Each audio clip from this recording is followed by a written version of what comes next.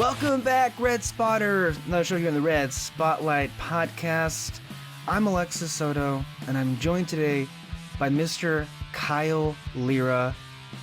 And this is episode 255 of Red Spotlight.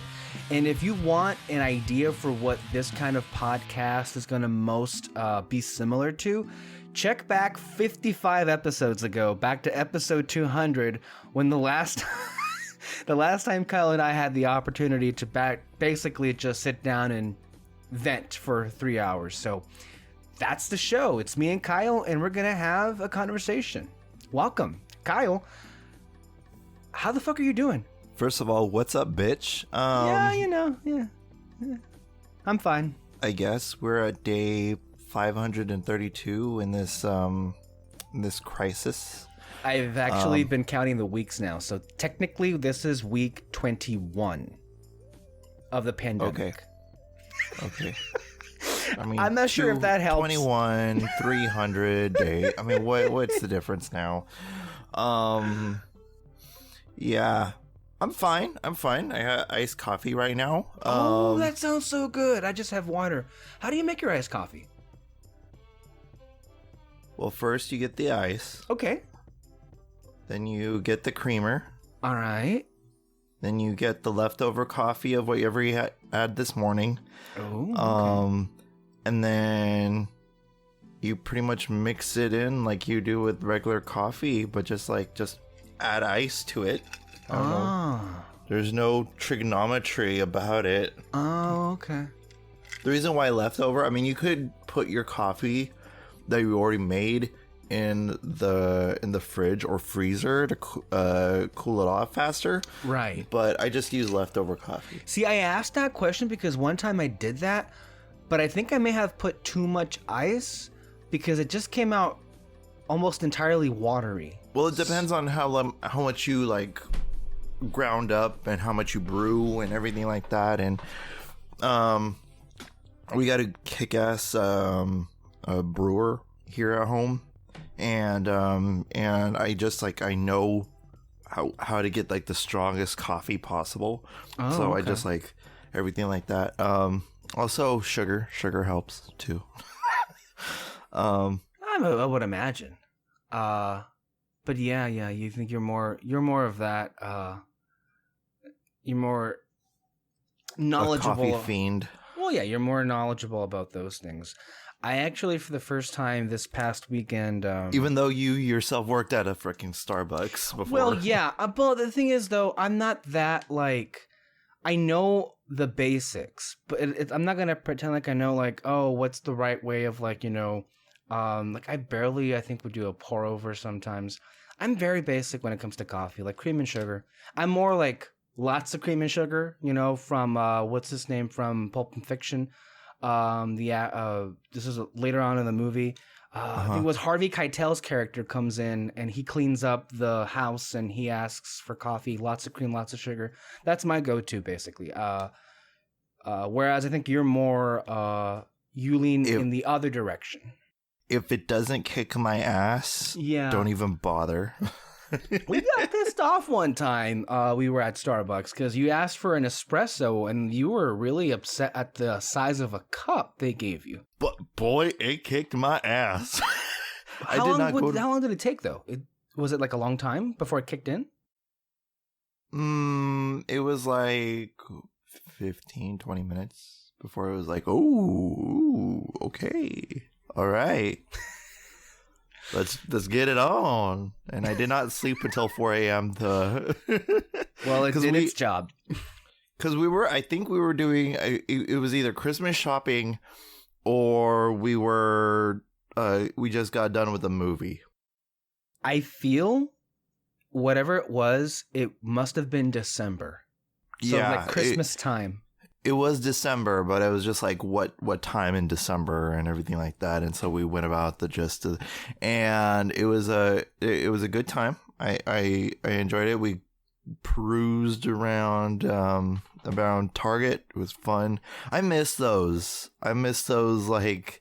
late night excursions, you know, just like window shopping, but like everything like that. I mean, it's simple. It's a simple night, you know, night out, but it was good. We usually have a drink in our hand and all that stuff. And we just shoot the shit out of town because God knows there's nothing here in Brawley.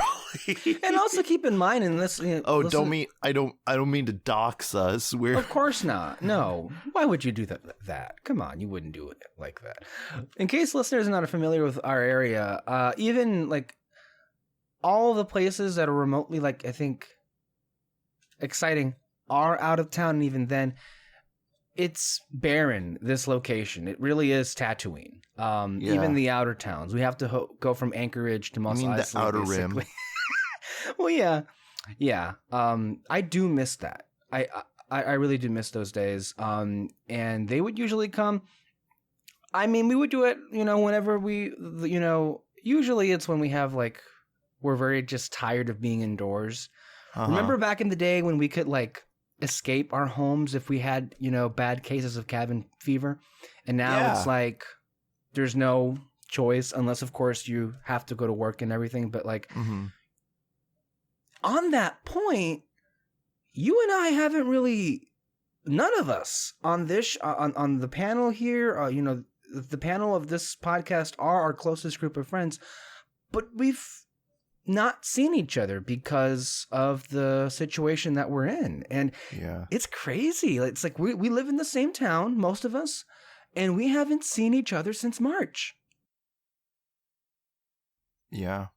Like in person. I mean, otherwise we do like basically talk on a daily basis or communicate somehow. The last time we had like a real big like going out thing was when we went to go see Onward, but that was it. Yeah. I mean, we were the only ones to see Onward apparently in the country. And that was we went out with the bang. We went and did Buffalo Wild Wings and all that shit, and it was good. That was fun. That was fun with Peter and with Lexi. Surprisingly, a really good time, and it could not have been better timed considering that the world was about to shut down, basically. By the way, I don't know if you listen to this, Lexi, but you are more than welcome to be invited onto the podcast if you ever want to. That would be a wonderful, wonderful thing to listen to. Yeah.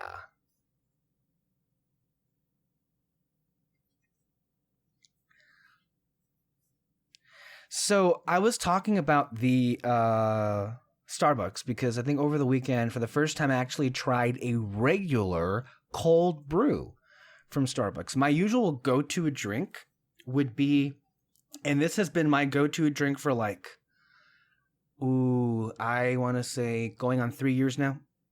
It is the vanilla sweet cream cold brew. Because the taste does veer into the like overly sweet. Sometimes though, and I've noticed this. Sometimes it really depends on the location itself, whether or not, because there are some places that do like that are overly sweet, that particular drink, and then there are some locations that are more in favor of like the caffeine taste of it. It's always a nice surprise to see which one it is. But I love that drink, and you know what? Like nothing works better of waking me up. I kind of like depended on that drink, especially in like my graduate years, when I would have to like get up like at 5 a.m. There was like a Starbucks on campus, like right across the way from it. So it was so easy to just like get a drink there. And we would be there for like 8 hours. So it was, man, did it help. But that being said, I did try the cold brew over the Life could also be like a vanilla cold brew. You just never know what you're going to get. I was waiting for you to bring out the Forrest Gump box of chocolates thing, man. You disappointed me. It came out a little bit late. Come on, I was setting it up for you. You never know what you're going to get. I know, but I didn't want you to disrupt your story, so continue. Okay. But I tried the cold brew, and it was good. The cold brew is just coffee, but good. Obviously, it's cold brew. It has that coffee taste. It felt really earthy, but it does its job really, really well. Like, it gets you going pretty quickly. So I want to know because I've been to Indian restaurants, Turkish restaurants, and all that stuff, and where you get like shawarma, falafel, and all that stuff. And I've had Turkish coffee before. It's like pretty much like grounds, and it's a good kick in the ass. I want to know what your reaction will be to Turkish coffee like that. Interesting. I mean, I'm always down to experiment. Let's just be real. You can infer that however you'd like, people. But in the context of coffee, for sure. I love it. And it's actually one of the things that I've like decided to keep as far as like my regular diet is like coffee isn't something that I necessarily like need most days. The only time I really need coffee is like to get me going for my day is when I've had practically no sleep, which guess what? It's most days. Or I'm feeling shitty or sluggish and I need to like to get going for like a long day. Or if I know it's going to be a long day. But I just genuinely enjoy coffee and I like to have it every day I wake up. And I am the complete opposite. I need coffee to survive. So like every morning I would have my coffee. If there's no creamer, like I've learned how to adapt myself.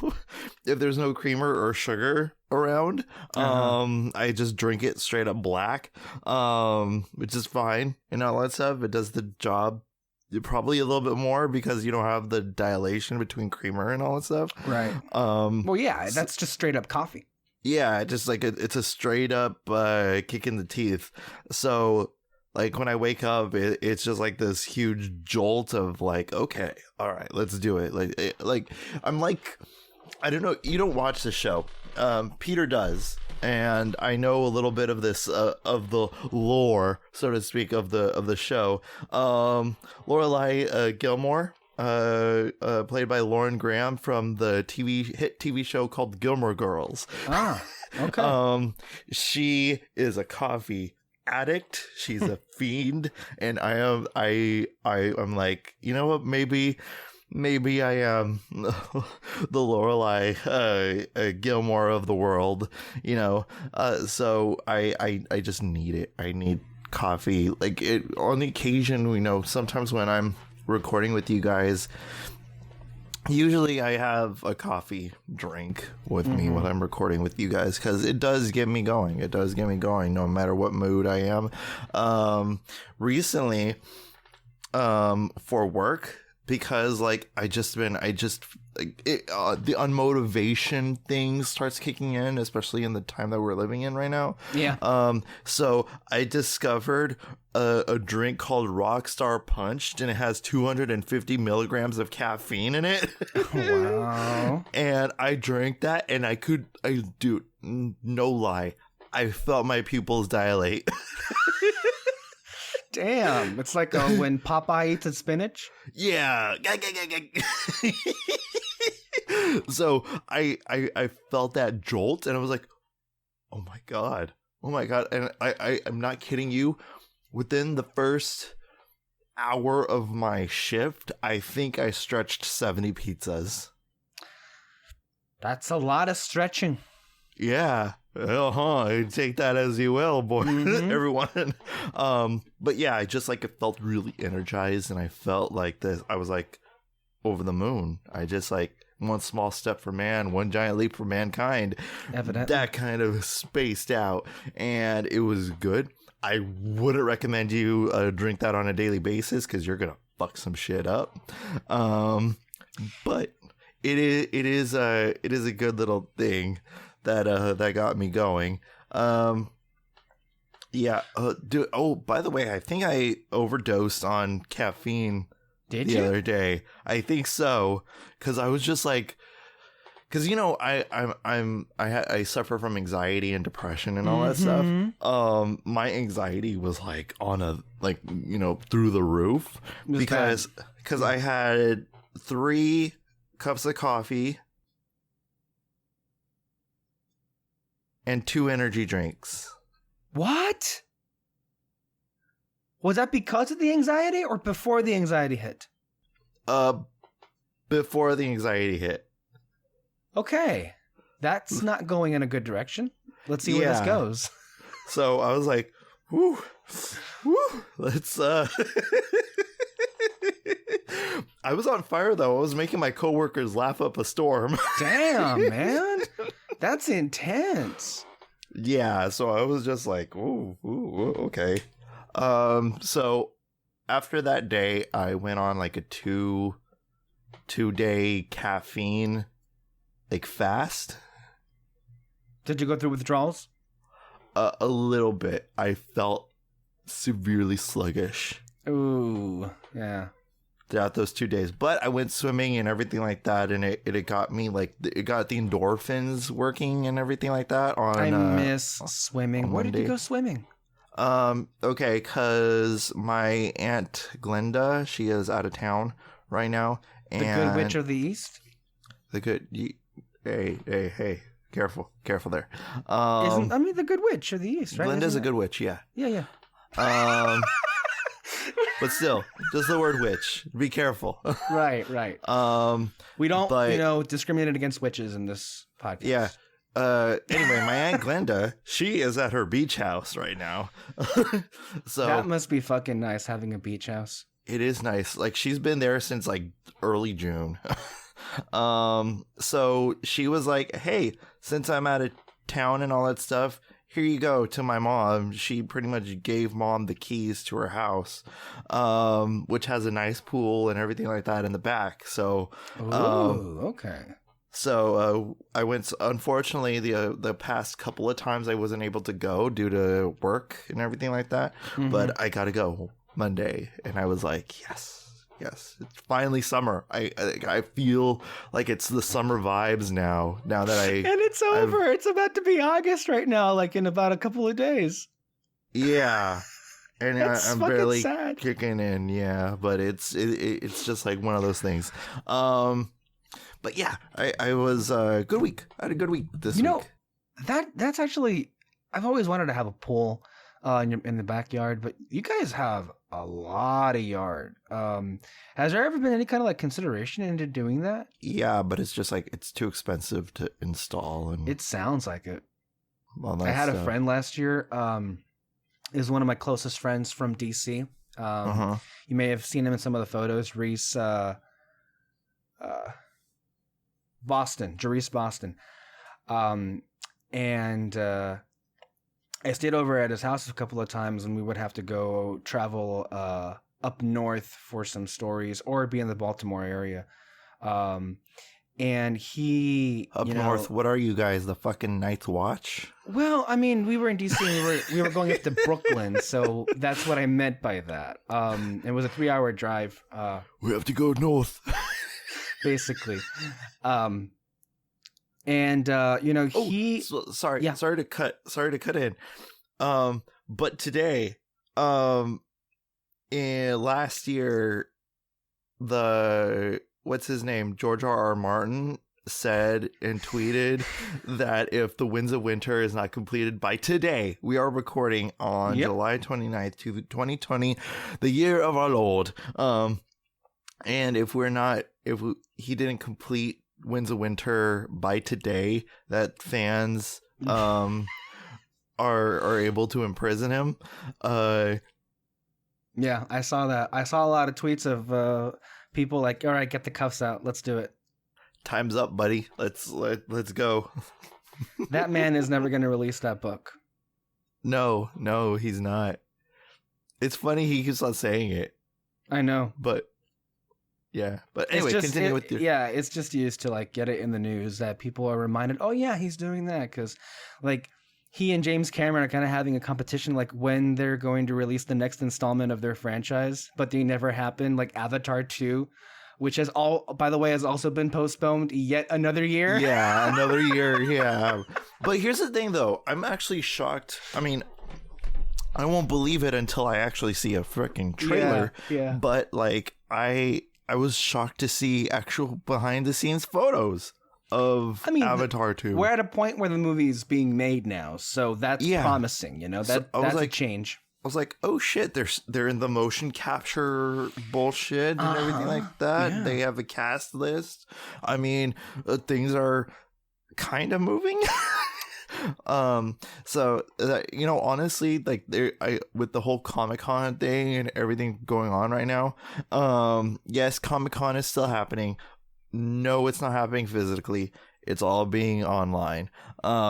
Which I'm like, you find out all the things that are like unnecessary throughout the whole entire thing. Yeah. Like, actually physically going to the convention is unnecessary. Charging $1 million just for like one ticket is unnecessary. Again, we say that as people never having gone to Comic-Con, of course. I went once, but my dad just wanted to hit it and quit it, if you know what I mean.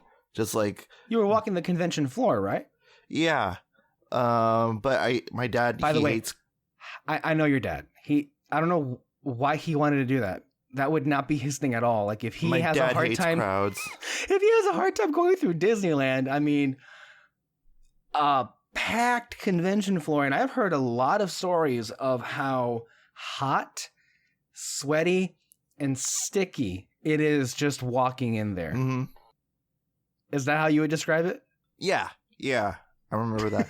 But it was cool. Okay, it was cool because like there was the Sony section. And I saw the Aston Martin that Daniel Craig got to drive in Casino Royale. Oh, okay, that's pretty cool. The actual thing, okay. The actual thing. So I was like, oh my god, Daniel Craig was in this. I know what you mean, man. It's always cool to see props like that, especially if you're there in person to do it. And it was there to display because they were promoting Quantum of Solace at the time. That was a while back. Yeah, that is a while back, like 2008. Damn, how old were you? Young. I was a young one. So I was just ecstatic to see that, and plus there was different props and all that stuff.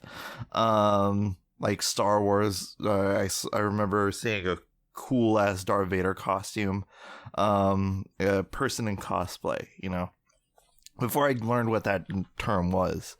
But yeah, Comic-Con, it's very crowded, very dense, loud too. So my dad is like, that is not his bag. My dad is like the epitome of introvert. He likes to think that he's an outrovert, but he's really an introvert. Yeah.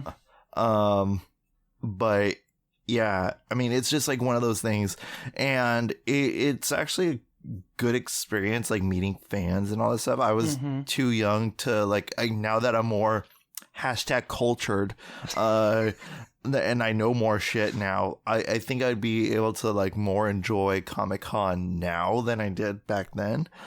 But it's honestly, I think it's worth going. Yeah, I would like to do it. I've never been in the position of, let me rephrase that. I never had the luxury of actually being around when it's there, and then I could just go for like a day. I know a lot of people who have gone, you included. I know Alexis Moreno has worked a couple of cons, I think a booth or something. So she's been there and she knows the environment. I would want to go for sure. It's just that the whole thing of Comic-Con is, what I get excited for is, of course, the movie news, and I don't really have to be there to like find out all the stuff that happens. And there's a lot of stuff about conventions that are, it's worth re-examining after, not having it. Yeah. Yeah. I wanted to get to, so let's backtrack. There's a couple of things I wanted to say. So yeah, my friend Reese, he grew up very low income, just him and his mom, and he's in a position where he and his family, he's like 10 or like 11 years older than I am. That's actually kind of an insult. I'm sorry. I said 8 years, not 10 years. It feels like he's 10 years older, but no, he's like 9 or so years older. And he has a wife and I believe 3 children. And the other from a previous marriage, but they're very happy. They've always been so, kind and opening their home as, their guest. And he's always had a dream of like being able to give his kids what he never could have. And so he's come into money. Like he has a very wonderful, lovely home, but I was there basically when the construction demo thing was happening. So he was simultaneously building a swimming pool and a home theater. Wow. So think about this. So in Baltimore and the East Coast, unlike here in California, they have basements. So they have that to work with, unlike how we have here. So the basement, which was huge, not even the whole basement was like dedicated to. It didn't need to be that big, but it was like really, really like professionally well done. From what I can tell, at least the space was more than enough for it, and it was, from what I've seen anyway, from the photos of the swimming pool, it looks great. And the space wasn't necessarily that generous.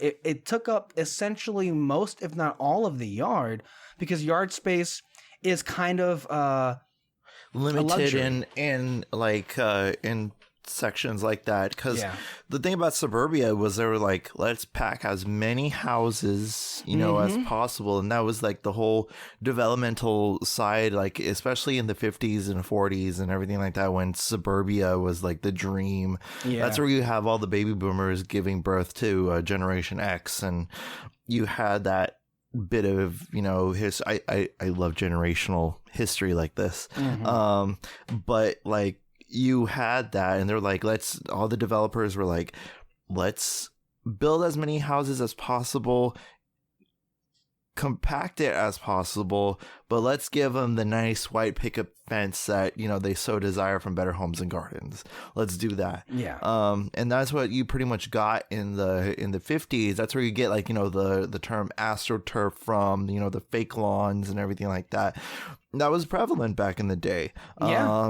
And it started, I believe it started in New Jersey, if I'm not mistaken. It started in New Jersey, and then it trickled its way, and then it boomed and blossomed here in Southern California. It was a cultural phenomenon, even into like pop culture is concerned. I remember, and I would know this being an avid fan of the classic television sitcom I Love Lucy, but they even incorporated that into the series. Like in the last season of the show, they ended up the Mertzes and the Ricardos moved from their apartment in New York out into the country in Connecticut. Bigger home, bigger country farm area. And it was that big of a thing that was going on that they incorporated it into basically the number one program in the country.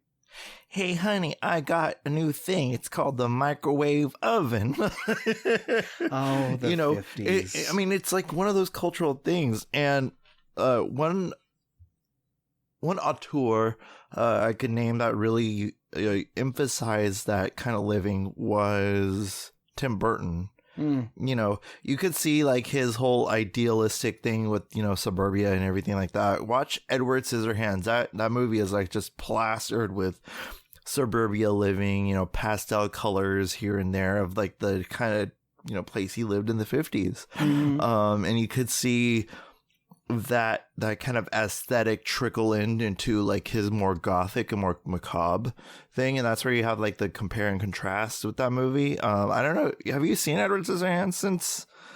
No, I haven't seen most Tim Burton movies. I've seen a few, but not most of them. Okay, but yeah, you see it, you get little glimpses of like suburbia living, and they kind of make fun of it, like the traditional Christmas that you have in Nightmare Before Christmas. But you get like glimpses of like suburbia living and everything like that you have. Just a little history lesson for everyone. A little history never hurt anybody. In fact, it always helps. you can't escape fun facts with Kyle Lira. This has been Fun Facts with Kyle Lira. We need to get a theme music onto it every time we I'm on it. it. Yes, I'm sure you are. But yeah, and man, he threw a lot of money at it, but from what I saw, it looked so good. And I'm just like thinking to myself, like, that's kind of the dream, right? Like, whenever you and I like own our own homes in like 50 years, maybe we can like have a home theater. That's like the dream, basically. And I've seen a lot of videos on YouTube lately. Would you ever have an aesthetic? Like, what kind of aesthetic would you lean more? Like traditional movie theater, or would you have? I mean, well, you know what you could do. I mean, mind you, money, but you could find your ways to go around it. Make it look like a helicarrier from Shield. From Shield. Okay. Like, do kind of like that, and you could have like the seats and everything like that properly like adjusted, and you could have. I mean, that's basically making a movie set. Yeah, you could have a movie set, and that'd be your movie theater. Would you do an LED screen, or would you do projector? Probably projector, but I would include LED elements with as far as like the lights. So like this kind of goes hand in hand with like I mean, I probably would do like, I don't really know how to describe like my aesthetic or my style of it, but I always just I've always been the kind of person that likes to decorate things and move things around, and like, you've seen my room, it changes like every day. I feel like every time you've come here, there's always something that either moves around or there's something else added on to it. Alexis land is never complete as long as there's a... Nope, it never is. As long as there's posters to buy. No, dude. Like, I bought like 10 new posters just in the pandemic. So it's, not in the this year. So, I put a lot of work into my room because that's what I like to do. I like to make it look as nice as I can and to make it look even nicer if I can. So like lately, aside from the posters, I've also acquired, they're not mailed in yet, but late last year, I got my first set of LED light strips that I put in the back of my TV for like, the kind of lighting that I enjoy. I hate which is why I never use it. Like the big like light in the center of the room with put the light bulb on. I never do that because I find that lighting disgusting. So that's why my lamp is basically all that there is, and then of course the LED behind me. But I acquired some more, and that are hopefully a little bit brighter, and I'm going to repurpose those. Probably either put them on my desk or over here somewhere to kind of make the room, it's basically just plussing the room basically. And so I would spend a lot of time working on like how it is that I would ever design a home theater, of course. But I don't know. I mean, how would you describe my aesthetic if my room is any indication? A poster factory blew up. But that being said, though, to be fair, I don't think I do that any justice. I went down a rabbit hole on YouTube about these huge poster collections. Dude, it was, that feeling when you're looking at too much of something and you start to get a migraine? Yeah. Oh my God. Like the posters all looked great, but I saw a lot of videos of like every inch of wall on every room of the house covered in posters. And that's not to judge or anything. I mean, I think they all looked great. And, there's a lot to be said about what it goes into a poster collection like that. But oh my God, my head hurt. I felt dizzy by the end of that video. Every room, the bathrooms, the hallways, this guy had his entire living room with like 100 posters, but they weren't as if they were like different movies. There was all themed to one thing. Roger Rabbit. It was all Roger Rabbit themed. Okay, you see, that's where I would cross the line. I'd be just like, come on, shake it up a little bit, you know? Well, that's what I'm saying. It's like, not that every poster in the house is the same, but in that one room, it was all themed to that one thing. This guy's laundry room had a whole Guardians of the Galaxy theme to it. And it's basically every Guardians poster you've ever seen. Like on every corner of the wall of that room. It's like, when it came to those particular sections, although I think you can describe the entire video, and I'll share it with you, that way you can see it, but it can be excessive in that regard. And I don't think the space for it to be, I mean, I granted, it depends on like what your taste is, right, and what you prefer. But I think that I've been able to make this manageable to what I like, anyway. I am conscientious of when things can be tacky and when things can like be too much. And believe me, there've been a lot of times where my room has looked that way because I try it and see what it looks like. And then when I don't like it, I take it down and move it around. Discovery requires experimentation. You gotta go look into it, basically. Okay. All right. Sure. Yeah. If I were to have a movie theater room, I would have it like traditional, like the Pantages and the Graham's Chinese Theater, just like the gold trimmings and everything like that. I'd have that and just like be more traditionalistic, like back then when they called it the theater house and not just the movie theater. I'd have it look like that. I do projector. I definitely do a projector. I want to do a screen, probably just like a canvas. Okay. Like a framed canvas. That way I could, use that as the projector screen base. Right. And then I'd do that. I hear you could go really funky with all the projectors that you could acquire. Oh yeah, I've seen some that are like out there, but there's a lot of good options. It just depends on like how much space you have to work with and how much you want. It all depends on the money that you have available and how much you can put into it. I've seen some, like this one YouTube series that I was watching on like their constant renovation of this home theater project. The first wave was just like I think it was a 70-some inch TV, I think, LED, and that was it. But then they completely like demoed that, and what they got was like a 130-inch projector with the screen on it. So I mean, if you want it done right, it is going to cost you. I just had an amazing idea that sounds maybe unrealistic. But you know how in what's it called, Smuggler's Run, the attraction in Galaxy's Edge, the part of the queue is basically the whole of the Millennium Falcon, where you have the what's it called, what's that game, Sabacc Sabacc is the card game. What's the other one, with the projecting animals or whatever they were? I know what you're talking about, but I don't know the name. Okay. I don't know it either. So that room basically. I'm not a Wikipedia Somebody personal. Probably will yell at us for not knowing. But anyway, how dare you? You guys are real Star Wars fans. How dare you? What if you just created that same space and make that like the theater? That'd be cool. That would be in a wonderful like hangout pad. Yeah. Ooh, a working bar. I have to have a mini bar somewhere. Yeah, absolutely. That would be so fun. Yeah. I mean, not just like a working bar with the drinks, but you also can have like a snack bar on the side as well. Some people even put in an arcade in there just for, aesthetic's sake. Ooh, a James Bond corner. Oh, God. What would that look like?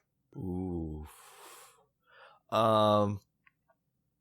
Well, it'll already kind of look like that because like M's office, because like M's office is like decorated like that. Like not Judi Dench's M, because she never had like the traditional office, but like the office where you have like the bookcases and everything like that, and you have that. But instead, I would have Blu-rays and bookcases and everything like that, and Uh-huh.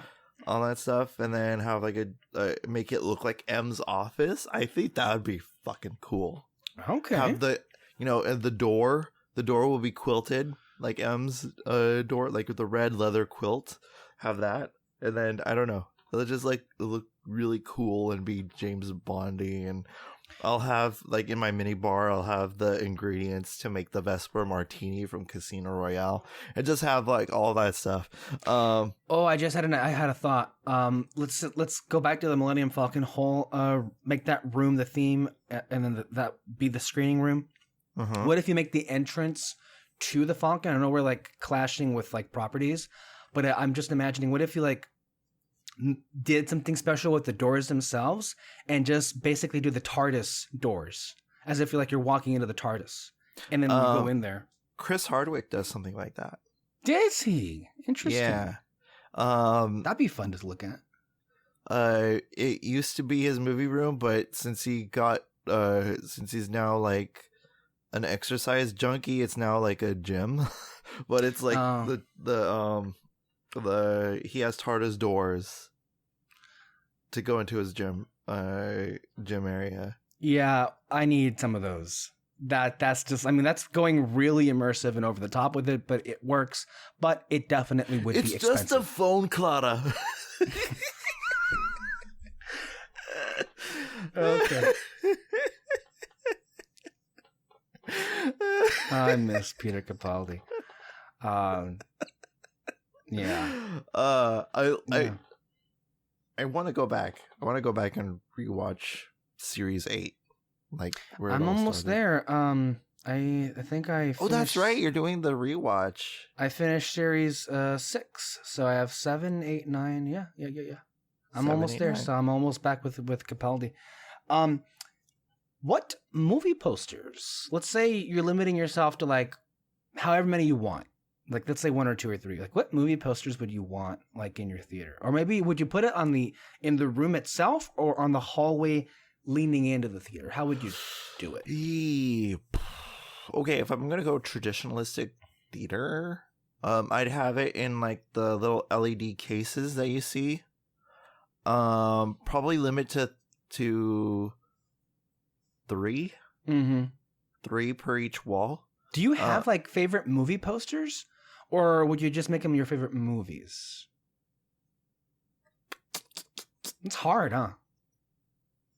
I think to have like a personal taste, Mm-hmm. probably have one, like if I am my significant other, my future significant other, I'll have one side be hers, like Mhm. her favorite movies, and have that to make it more personalized to us. And then one side be my, top 3 favorite movies and all that stuff. So what would yours be? I'll probably have the old school Mary Poppins poster. Okay. I'd have okay. the Casino Royale poster, and then the original theatrical poster for the 1977 Star Wars. The one that I have back there, or the teaser one? The one where Luke Okay, that one. has his, extends his arms out, and then That's have the cool. big Darth Vader out in the place of the Death Star and everything like that. So That's a nice mix of genre there too. I like it. So I'd probably have those 3. Yeah. And then have them in the LED like casing, and that says like now showing or something like that. I think that would be really cool. Oh, snacks. Have the popcorn thing as well. You gotta have a popcorn machine. I mean, that's kind of like really bringing it all together. But yeah, it'll be my church. I mean, basically, going back a ways in the conversation, we had brought up about how coffee is one of the things that I'm like letting myself drink.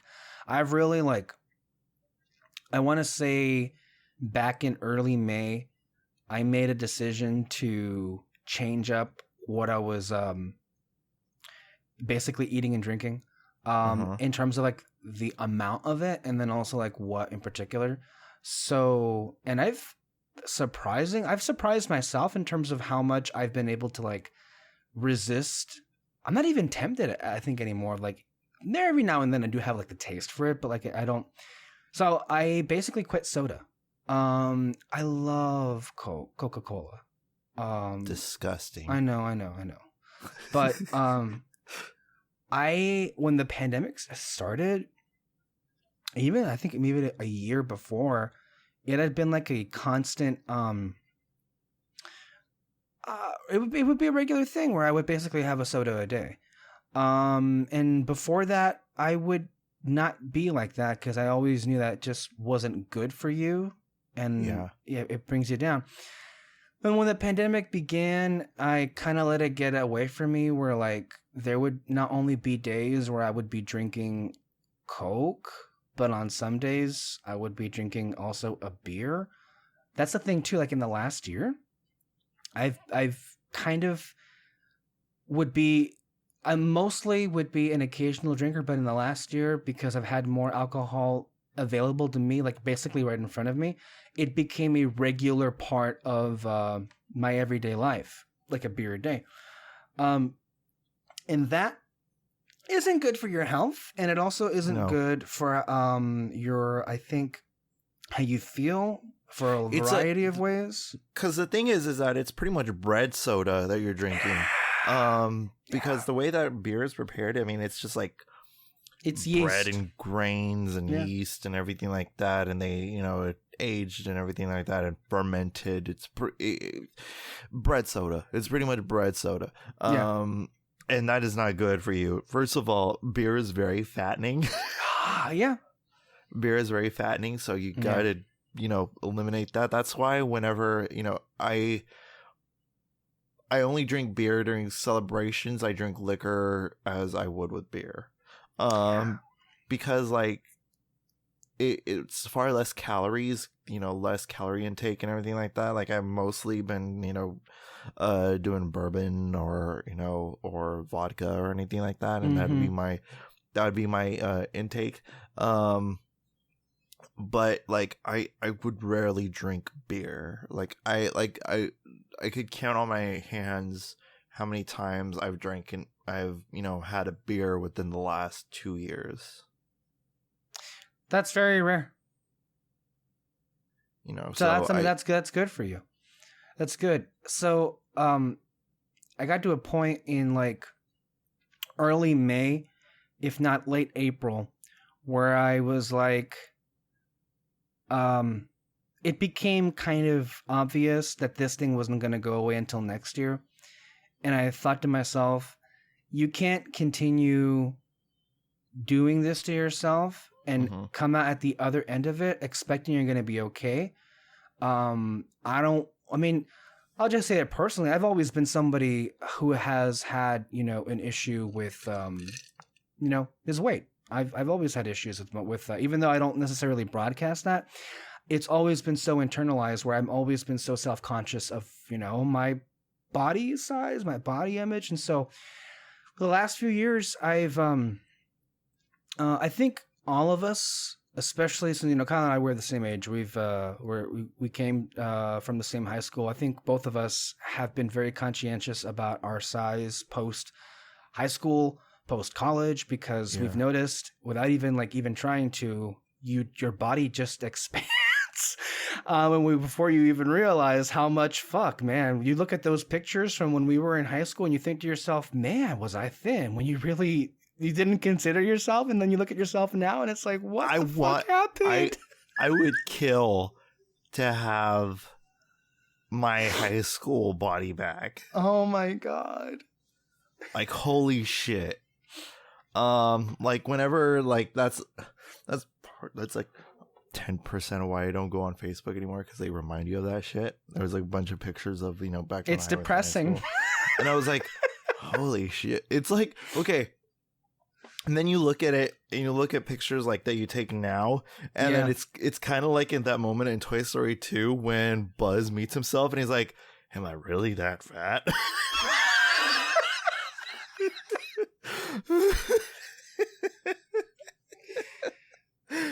Uh, Oh my god, man. That's exactly how I've been feeling like lately. And for me, like I've been one of those people that his weight kind of fluctuates up and down.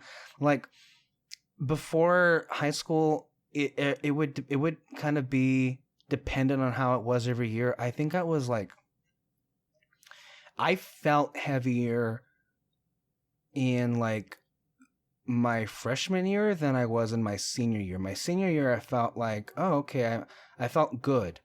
But then college happened, and then more college happened, and then more college happened, and then I just didn't take care of myself for the longest amount of time, and I just kind of threw caution to the wind. And when this pandemic hit, I was like, I kind of came to like a heart to heart with myself, and you're gonna have some serious heart problems, health issues of any kind if you don't get a handle on this now. So yeah.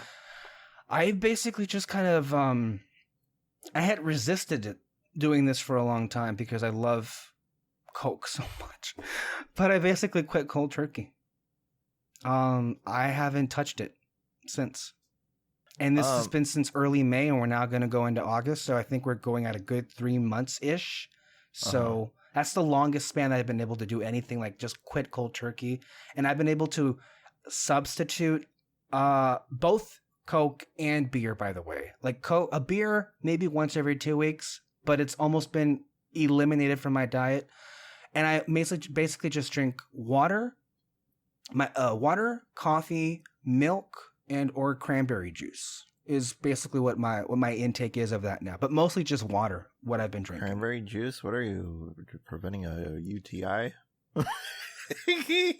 I'm just I kidding. like it. I like the taste, and it cleanses your system, which is what you hope to do. Now, vodka and cranberry juice. Now that is.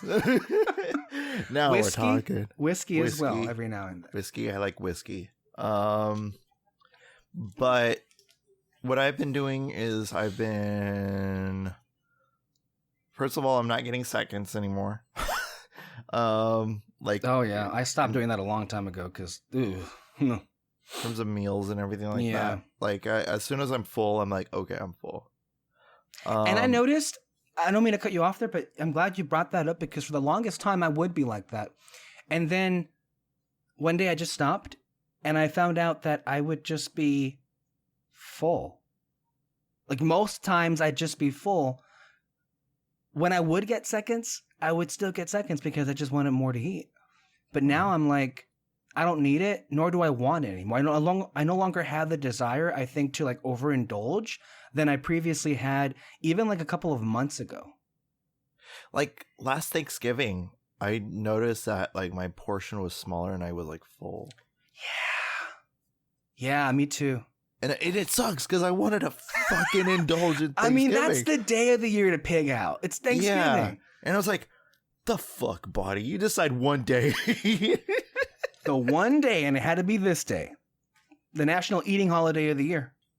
So yeah, that's kind of like where I've been lately. I noticed that you've been for the last few years. You're I don't know where you are right now, but you usually go for a run. Do you still do that? On occasion. I know sometimes it's fucking hot. So I'm like, fuck that noise. Yeah. Basically that's kind of where I was too. But I found that I needed to accomplish two things at once, which was this is a way of getting exercise and movement that I don't necessarily get because of the pandemic, and also for my mental health, just to get the fuck out of the house for a couple of minutes. So I've been regularly walking, not just like around my cul-de-sac, but even there's like a leisurely track. stroll. Absolutely. There's a track nearby that I go like a few days out of the week. And yeah, it's just stuff like that. I've been stretching every day to kind of like get my muscles moving and feeling again. Because if you don't stretch, you kind of feel like, I don't know, a little tense and everything. I even started doing sit-ups every night. Just whatever I can do to kind of mix it up, and also like to get myself in a better place. From a health standpoint, and then also from a mental standpoint. I found though that the best contributor to completely dropping soda is you just feel better. Not just like, I mean, you feel better because like, yeah, you're like, oh, how great it is that you're not like, taking this every day. But also I've noticed it has considerably changed my mood to the point where like when I remember when those days where I would drink soda every day, I would feel so tired and sluggish for no fucking reason, have no energy at all. But now that I don't drink that anymore, I found myself just being more active, more energized, just in general feel better. I've noticed it. It's been, it's done wonders for me. And I don't know if I would have done all of that if there wasn't a pandemic going on. So, well, you see, it's pick your poison, kind of thing. It's just like, well, this thing is happening, but on the other hand, I had time to do this. In terms of being my side of it, I read 3 years ago Anthony Bourdain's book Kitchen Confidential, and he said one of the biggest tips he could give anybody who goes into the restaurant business or the food business and everything like that is you have to be fit. You have to be fit to survive. You have to be physically fit to survive because you're constantly on the go. Mm-hmm. There's like no non-stopping. You just like go, go, go, go, go.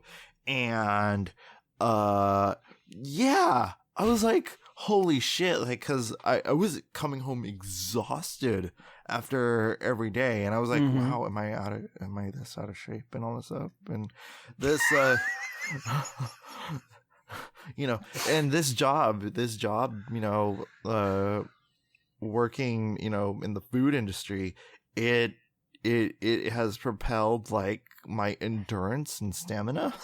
I mean, it should be noted you had a rough while of it in the first couple of days or weeks because you just weren't used to the environment of it. It is physically demanding. I mean, people don't make, I guess, a big deal out of like those kind of like food service jobs, but they ask a lot out of you. They take a lot out of you. And a lot of energy and a lot of movement. And you gotta like go, go, go, go, go, like, and if you're not used to constantly being on the go like that, and then you're more likely to get more tired. Yeah. So this job is my gym. Basically, from what I understand. I walked in one time, was picking up some wings, and you were moving like the devil. Like, damn, things looked fucking busy. Yeah. In the pandemic. Yeah. It's the kind of the sad thing about it, and I know we've said this before, but I think it bears repeating. You guys are more busier in a pandemic if you would be otherwise. We're like one of the top selling branches in the nation, so it doesn't help. And if you think about like of all places here in town is like one of the the top selling places in the joint, so it's just one of those things. But yeah, my work is my gym. And you have to like yeah, that's all. Okay, that's all I'm of liberty to say. Well, just I will say with like in terms of the food that you are involved with in making, talking about us being being more conscientious of our health, quite the opposite. You really, a lot of the information that you've shared with me is really kind of eye-opening in terms of how unhealthy people are with eating a certain kind of something every day that just sounds disgusting. I mean, it's great for business, right? But it's like, great for. I mean, business is booming. Yeah. But shit, our local mom and pop store called Johnny's. Oh boy, they've had a roller coaster of a year. I went to go in and get breakfast for my brothers the other day, and I'm what sorry. Was that? Was that just your pen? It was my pen. Yeah. It was, Okay. And the fucking line was ridiculous. You mean the drive-through? Yeah. Damn. I mean, I remember when they reopened, it was at the end of April. Why they would do that? Oh, well, they've since closed a number of times. It's stretched all the way to Main Street. They had to turn off a couple of traffic lights. Oh, come on, guys. Really? You want food that badly? Like, that's like at least a 30-minute wait at a drive-thru. Like, there are other fast food locations that you will spend not even 5 minutes on. I will say that a number of times, although not too often, because of course you want to be responsible and distance yourself from like doing anything of contact. But every now and then I go to McDonald's and get some stuff for the family if they're in the mood for something. The drive-thru. And what I'll say, I find our local McDonald's here really efficient in terms of, this most recent time, the drive-through line was like reaching the alley, and I got there and it wasn't even like 3 minutes. It was so quick between like getting to the order and then you pick up the food. Were you loving it?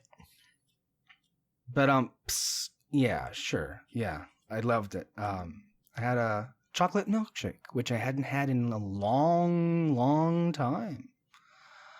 It was National Ice Cream Day, so we need to treat the family out. Fries and a milkshake sounds better. Oh my god, yes. Yes, absolutely. Cue the scene from Thor Ragnarok where he's like, yes. I love it. I know him. He's a friend from work. Yeah. Fries and a shake are, oh my god, to die for. I really love that combination. Every fucking time I can get a chance to do that, I will.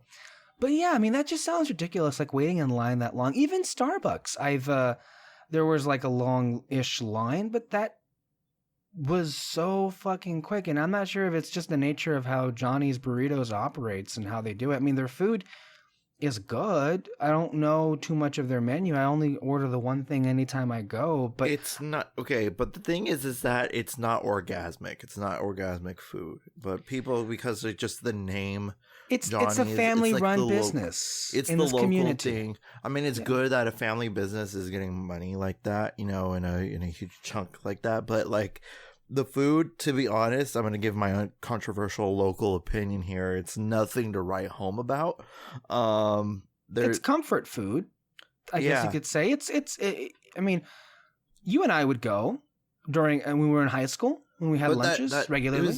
It was mostly due to convenience because it was like right there. Literally By the way, like they knew what they were doing, like putting Johnny's there, by the high school, because they're like, oh, kids are gonna come over and they're gonna order our food. But the thing is that it's nothing to write home. Like there are infinite number of restaurants here in Brawley that serve better Mexican food and like betterly prepared versions of the food that you're eating there. And that's not even to like trash Johnny's, and I don't think you are. You're just being critical of it and you're just giving your opinion, and I don't necessarily disagree. I just think I feel like the way that they have handled this pandemic has been dangerously irresponsible, and I think the response in the community has been arrogantly enabling to what they have been doing. Like they have been one of the worst perpetrators of in terms of like COVID-19 almost immediately spreading out. When I mentioned that they were having a roller coaster of a year, I've lost count of the number of times they've had to close one, if not all of their locations simultaneously because their employees are having to go get tested for COVID-19. And it keeps it happening and happening and happening. And it's just not worth it. Even like And I felt bad for Julio, our good friend Julio. This was back when it first opened, and he had gone to get a breakfast burrito, I think, just like you. And it was that day that they had announced that they were closing the stores because the COVID and everything. To be fair, just to clarify, I wasn't getting breakfast at Johnny's. You were I there? just saw the line. Oh, okay. I thought you were sent there. No. Fuck going to Johnny's right now. No. Yeah. And I don't mean to come off as a dick. I really don't like attacking like people for like wanting to like keep their business afloat or people wanting to support them. But I just feel like that is a very tragic thing to go through. And let me just be real with you. I know family of mine who are going to have to relocate, the ones who are lucky, where their businesses are, if they are able to come back in any kind of form because of the financial reality of this pandemic. And I think people are they're right in, being able to be upset about that. And I would ask that would be directed at the people who can actually make a difference in that. And that's the people who are in power. But I don't think it's any excuse to put people's lives in danger, Yeah. So yeah, I don't want to get into COVID, but that's the furthest I'll go, as far as like, where we are. But yeah,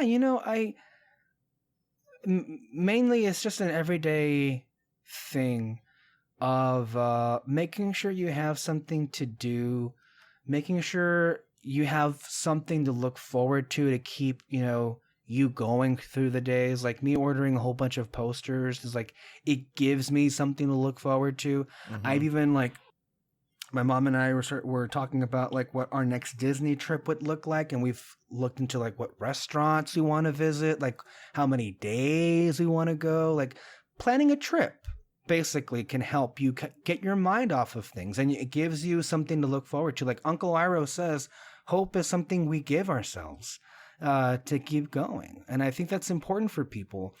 Like, I understand when people say, like, look, I can't let fear dictate my life. I can't live in fear, but you also can't live in ignorance. Yeah. And that's kind of where I draw the line. Like, you have to be careful. You have to be careful. Yeah, you have to understand the situation you're in right now, because, like, right now you have this infinite amount of I wouldn't say backlash, but people are making things political that are not intended to be political, like wearing a mask. They shouldn't be political. No, they're not. It's just common decency. It's a public safety issue. Safety issue should not be political. It is not political, but they're making it so. Here we go. Jumping back into COVID. But I don't think it's the fact that they don't want to wear a mask. I think it's just the fact that you're telling them no to normalcy. I think that's where it boils down to. I don't think it's just the fact that, you're telling them to wear a mask. I don't think it's the fact that there is a pandemic going on right now. I don't think that has anything to do in any inkling of that. I think it's just you telling them no to normalcy. I think that's because the thing is that I don't think like the majority of this country, especially the privileged bit of the country, I'm speaking of the white demographic here in this country that is primarily like that. Mm-hmm. They've never been told no before in their life. So the fact that a lot of businesses are saying you can't come in without the mask, you can't, do this and all that stuff. So things that they would normally do regularly without a mask, they are not able to do. And that is pissing them off. Yeah. And that's the thing, is that the word that I think pisses off the human race most is no. Because it unleashes, it relinquishes power from you. Mm-hmm. Being told no, it relinquishes power, and that's why that's why horrific things, happen, under the pretense of the word no. And it's a shame, and it is stupid beyond belief that is the way that a lot of people in this country are. But just because we tell you no doesn't mean that you won't be told yes later down the line, So, when somebody tells you no, you can't come into the store because you're not wearing a mask, wear the mask. And as soon as you're wearing the mask, you pretty much get told yes later down the line because you are complying to this really tough situation that's not only tough on you but everybody else is in this with you. So I don't see why everybody's like, this and this and this. So it's like one of those things. I think the answer to what you were saying there is going to involve a political discussion that I don't want to have. So I'm not going to go in that direction. There is, I think, a substantial answer to the question about why people are this way. And it involves a political party and propaganda. But I'm not going to go there because I think we've had that discussion, and so we'll leave it at that. Mm-hmm. But I think it's more... Also, yeah. To answer your question also, I've been looking forward to things on my own instead of movie posters, though. It's been vinyl. Yeah. I've spoken about it a couple of times on the Fantasy Fair and everything like that. I'm expecting one tomorrow, actually. Lord's Pure Heroine. Okay. I love that album, like front and back. So I was just like, ooh, this will sound good on vinyl too. So I'm expecting that, and I'm expecting Adele's 21 soon. That's good. So I'm getting those. I mean, it's just like one of those things. I've been loving vinyl. I got fucking speakers just to go with my vinyl player. And like it's been really enriching because I already love music and I'm a music fiend, as well. Yeah. So it's just like one of those things. What else? I'm going on an Idaho trip soon. Yeah, which is kind of here we are, an hour and 15 minutes as to why we're doing this show. This is the last time Kyle's going to be on for at least 2 weeks. Yeah. He's going to embark on a pilgrimage up to Canada. No, but tell us about your your trip that you have you've had planned for months now. Yeah. Well, it's not Canada. It's Idaho, but it might as well be because it's 30 minutes from the border. Yeah. My grandparents live there.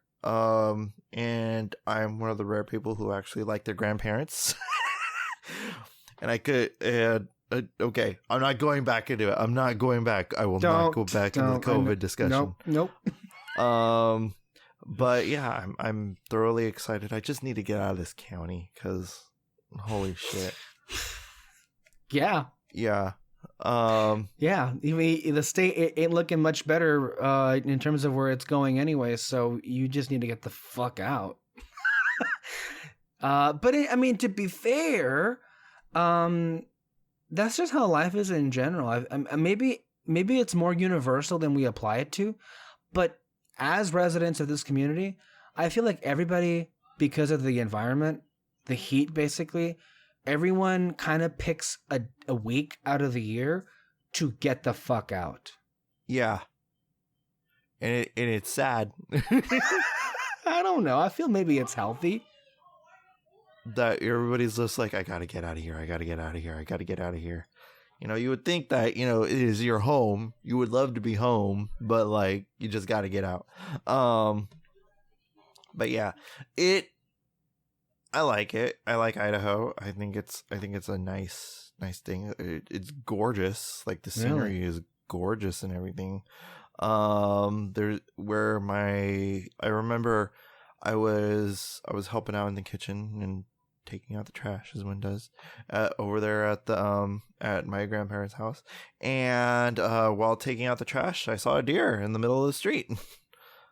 So it's like out there. I'm sure the climate's a welcome change of pace. Yeah, right now it's in the 80s. Oh, please. In the low 80s. So there's that. I am very much looking forward to it. I'm taking off on Saturday. August 1st. Yeah, Saturday night. I'm going to be there for 2 weeks. It's so funny.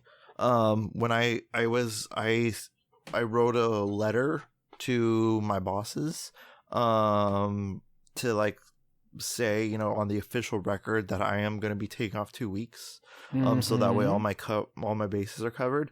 When I handed them the letter, they thought it was my 2 weeks notice.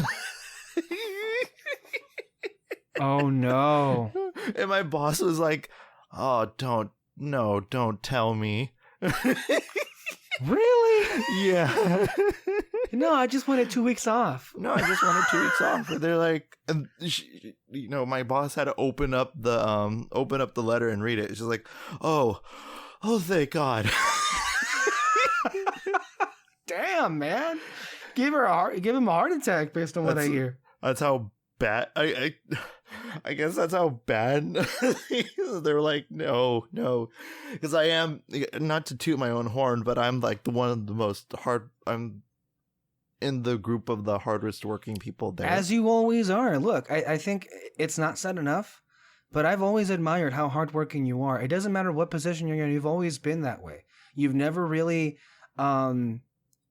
never in my life have I seen you slack off. And I know how much you detest those that do. And many times, because of people's negligence, unfortunately, you've been put in many positions where you've had to cover the slack for many people. And I think I think people put their trust in you because you always deliver. You are an amazing, terrific, hardworking person. And it doesn't surprise me at all that you are, that they like you in that. I mean, I saw you moving when I went there that night. You were hustling, bustling, like back and forth and everything. So good for you. I'm happy that they consider you as such. My brother got a firsthand look at like how they view me. And then really? The other day, because we went to go pick up food from the joint, and he said, "Damn, Kyle, you walked in like you own the place."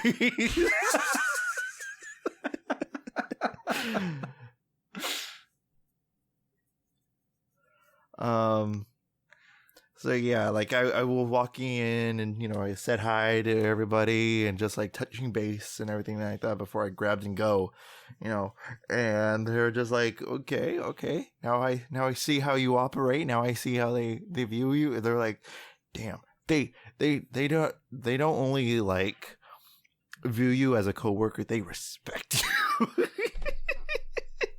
So and you know what? Like, good for you guys. Like, I've heard nothing, and I'm not gonna like, we're not gonna get into the whole COVID thing again. But like, I'm so happy you guys are like have not been affected by that whatsoever.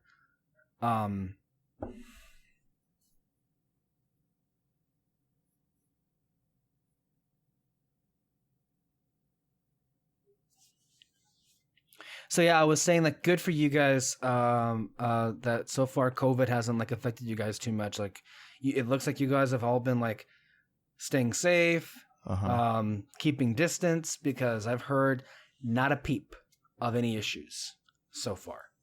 Yeah, we're constantly sanitizing. We're constantly like doing. Alexis was freaking out over your guys' masks. Yeah, it is. I have one in my hand right now. Ah. It is. We're gonna be changing it soon. Really? Yeah. So why? Just cause? So these are. Put in quotations, efficiency. I wonder, like, if during like the holiday season we can have like Christmas themed masks. That'd be nice. Yeah.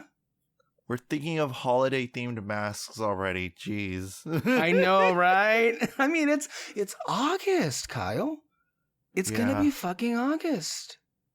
Like, that's one of the crazy things. It's like, we've been indoors since March. So think about this. March, April, May, June, July. We're about to enter the 6th month. That's half a year. This country is shit. Oh, my God. Oh, by the way, I suggested to my mother that we'd redecorate the house to Christmas already. You know, I'm not going to lie. I've been thinking about that. I've actually been thinking that, why the fuck not? You know? Like, I feel like, I'll give you an example. My mom has been doing several projects to keep herself busy, and she is, I think, she is going far more stir crazy than I am, but it's like she's painted the fence, like all over the fence. They've gotten some new planters, new greenery. They were looking at different projects as to like what to redesign, like anything to like keep busy, going and keep busy and everything. I know you said that your mom got into a homemade ice cream craze lately? Kick for like a week and everything like that. Yeah. I mean, it's just like one of those things. But yeah, I was like, hey, since time is irrelevant right now. Yeah. Really? Let's redecorate the house to Christmas already. And she's like, let's have Halloween first. I'm like, fine, let's do Halloween now. I think that's now that's the spirit right there. We can have Halloween in August. You guys do I would assume then you do then decorate your house for Halloween? Yeah, we put out the tombstones on the front and do all that stuff.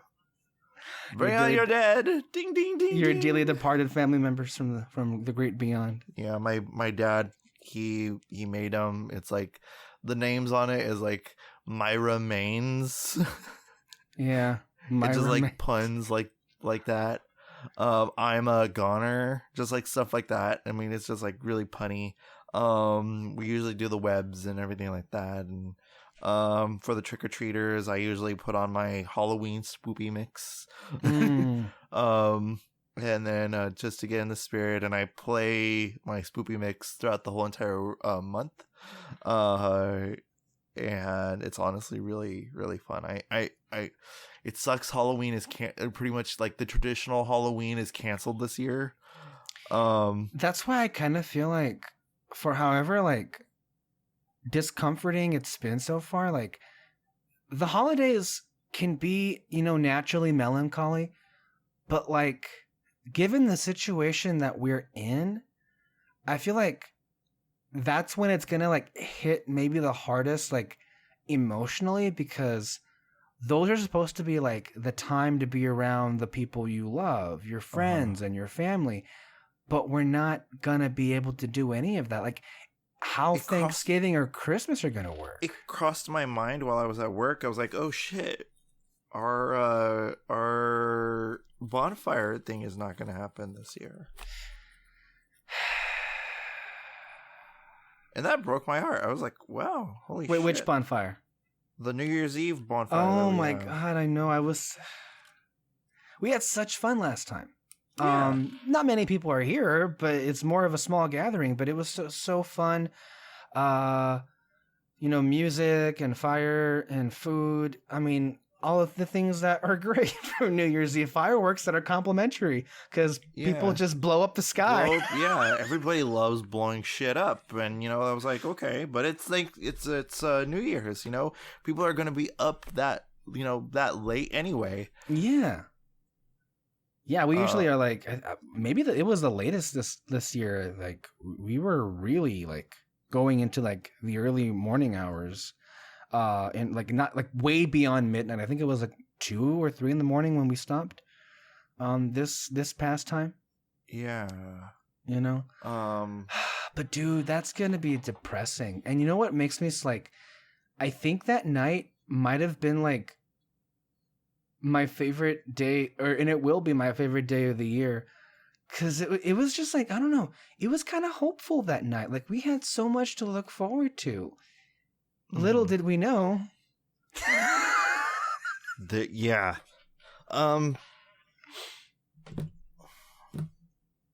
Let's back away from COVID. Yeah, we keep trying to circle around that. So yeah, your trip. So, well, God, Damn, I wanted to ask you this question, but I guess it kind of involves it. So, you said you're going to be flying to Idaho. So tell me, what's your game plan for going on the plane? Your protective gear, I mean, in terms of like being in the air and shit. Double down on masks. Be careful what we touch. It's just going to be like an hour and a half flight, so it's not going to be that bad. Really? Mm-hmm. That is really short. An hour and a half. Wow. Yeah. No layover. I would kill for a plane like that, man. I saw this photo of Ming-Na Wen, who recently, I think it was on her Instagram, she had to go fly somewhere, and she came in like, I think, a double mask and a fucking face shield. Yeah. Face shield. Funny. Considering the TV show she's on right now. Oh yeah. The pun, the face shield. Yeah. Face shield. But anyway, I'm gonna be careful of what we touch. We're gonna shower as soon as we get there, and take care of all that stuff. They had chemical showers installed. We have chemical showers installed. Yes. We're gonna double down on all that stuff. Change our clothes and everything like that. Leave it in the laundry room and do all that shit. Are your grandparents like setting up the house like a scene out of E.T.? Yeah, with all like the tarp and everything like that, and like the lights and everything like that. The hazmat suits. Hazmat suits are gonna be like, hello, grandmother, hello, grandfather, how are you? It just like be all that stuff. Like, okay, remember that scene in Back to the Future? Remember when Marty dressed up in like that Doc's suit? Yeah. Yeah, it's gonna be like that. I'm gonna, it's gonna look like a meth lab. Yeah. Hopefully there's meth there. No, I'm kidding. FBI, don't kill me. But yeah, it's just gonna be. We're just taking it really carefully. I'm bringing along a book to read. To have my morning coffee. Axiom's End by one Miss Lindsay Ellis. Or Mrs. She's married now. Mrs. Lindsay Ellis.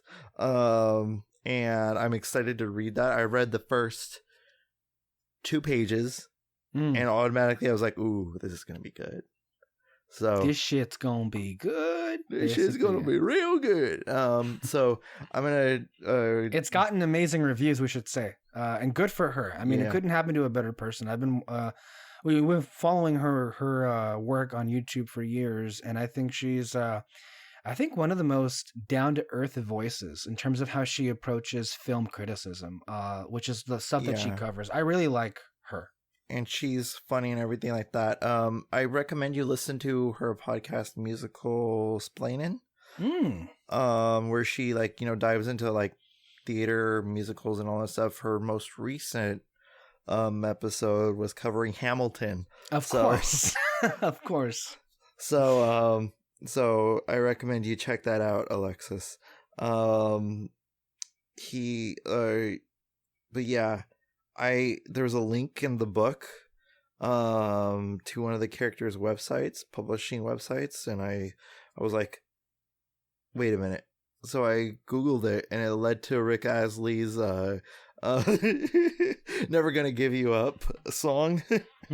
So I was like, of course, Lindsay, of course you do that.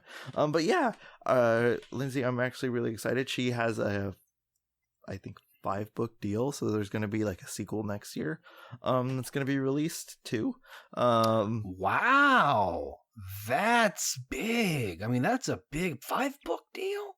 Yeah, 5-book deal. So a sequel is going to be released next year. So I can't wait to see how. Bring in the money. Yeah, and honestly, I'm happy for Lindsay. She genuinely deserves it. She's great. Lindsay, if you ever want to stop by on the Red Spala Entertainment Network, we are all here. We'll talk about whatever you want to talk about. You want to talk Transformers? We'll talk Transformers. Sure. We'll talk about the epitome of what makes Starscream a hunk. We'll do that. Yeah. We're doing all that. We're gonna spend 2 weeks there. We're gonna come back. And yeah, we're gonna sightsee, do some antiquing, do all that stuff, and fun stuff. I just need a break. Yeah. Evidently, my family is gonna go drive to Chick-fil-A just to get the fuck out of the house. Drive to Chick-fil-A. We don't have a Chick-fil-A around here, so I'm going to assume either Yuma or they're gonna go on an excursion to San Diego, but they're not gonna get out of the car. Due to personal beliefs, I personally detest Chick-fil-A. Of course, which is fine. I mean, I'm not really crazy about them. It's just a fucking chicken sandwich, is what it is. Fucking chicken sandwiches. Wait, fucking chicken give me a burger. Now we're talking. Burgers are always good. The fucking burger. I remember. I don't know if we have ever talked about it on here or the Fantasy Fair or anything like that, but remember when grad night, I was like, dude, I want a fucking burger. We got a pasta dish and everything like that, which I was like, oh, fine, I guess. Paid an arm and a leg for freaking Kraft mac and cheese. Yeah. Yeah, I probably should have understood how important burgers are to you, because then we would have gone and gotten a burger. At the time, though, I'm not sure. Like, it probably would have. Did we walk by a burger place? It's that night? Fucking the Disney park. Burgers are sold everywhere. Yeah. But I don't remember seeing anyone near where we were. But yeah, I wanted a burger. I still want a burger. I want a burger right now. One day you'll get a burger at Disneyland. Yeah, when we go. Oh my god. Whenever we go. Whenever the fuck we're gonna go. I guess that's nowhere near now. Yeah. Disney. I love Disney. Yeah. Oh, Disney music. Disney music has been getting me through a lot of shit. I so far the last time we spoke, my playlist was 400. Now my playlist is 500. Because that's a lot. I included covers this time. Yeah, I've been. Oh, really? Okay, that'll be interesting to listen to. I mean, I've made one of my own. But I don't. Is it just like Disney songs? Is that what the playlist you made? Okay, yeah. I made my own Esplanade track. You know how like in the Esplanade music that plays, I know that you listen to it on your TV every now and then. Moreno did it the same, I think, the other night when we called her. So I was thinking, like, what would my curated playlist be if I were like in charge of the Esplanade music? And yeah, what do you have on there? Oh, I can show you, or I can tell you. I can't really show you. It's a podcast. It's kind of a mixture of things. Like I try to like get like every mainstream Disney thing as possible. Mm-hmm. Now this is again Esplanade music, so it's basically all instrumental. It's musical themes. None of it like spoken word. And so I like, for example, I have the overtures of Mary Poppins Returns, a medley of Beauty and the Beast, Little Mermaid. Some of it's also with park themes like Pirates and It's a Small World and Soarin'. Indiana Jones. Of course, Indiana Jones, Star Wars, Marvel, Incredibles. What Marvel score? Wait, okay, so Marvel scores. I'm gonna assume Captain America is in there. The Captain America March is definitely a part of that. I have The Avengers theme as well. The Avengers theme. I have the Spider-Man theme, the MCU one. Ooh, I don't think that's gonna be allowed. That's why I know I would have to fight for that one, wouldn't I? I have Guardians Inferno. There's a little like techno bit of the playlist where Getting I have down and dirty with the Procyon loader. I have it in between the Tron Legacy theme by Daft Punk and also the Grandmaster Jam Session from Thor Ragnarok. Nice. And the Roar song. The short-lived a newspaper ran in high school. No. I know you're joking there. No. The Monsters University disco or not disco, but like no, not that one. Oh wait, no. that's the anthem. Okay. No, the what's it called? The EDM version. You know that scene where they're all like partying at a house. Yeah. That techno one basically. So I have also like slower like guitar covers. You've heard some like A Whole New World for a modern day audience. Yeah, all the so EDM stuff. Okay. I have guitar covers, piano covers. Yeah. It's basically what I described it. It's like the themes of I forgot how much this theme stayed with me. Have you listened to Dad from Onward? The music is actually really, really good. So you incorporated that too? Yeah. I don't know what I remember the score. Maybe because I remember like the moment of like the music swelling up, and we have an audio commentary on that. You can listen to it. That would just honestly, this is a good idea for a future Fantasy Fair episode. What playlists? Like not playlists, but like create your own loops. That's what I did for the parks.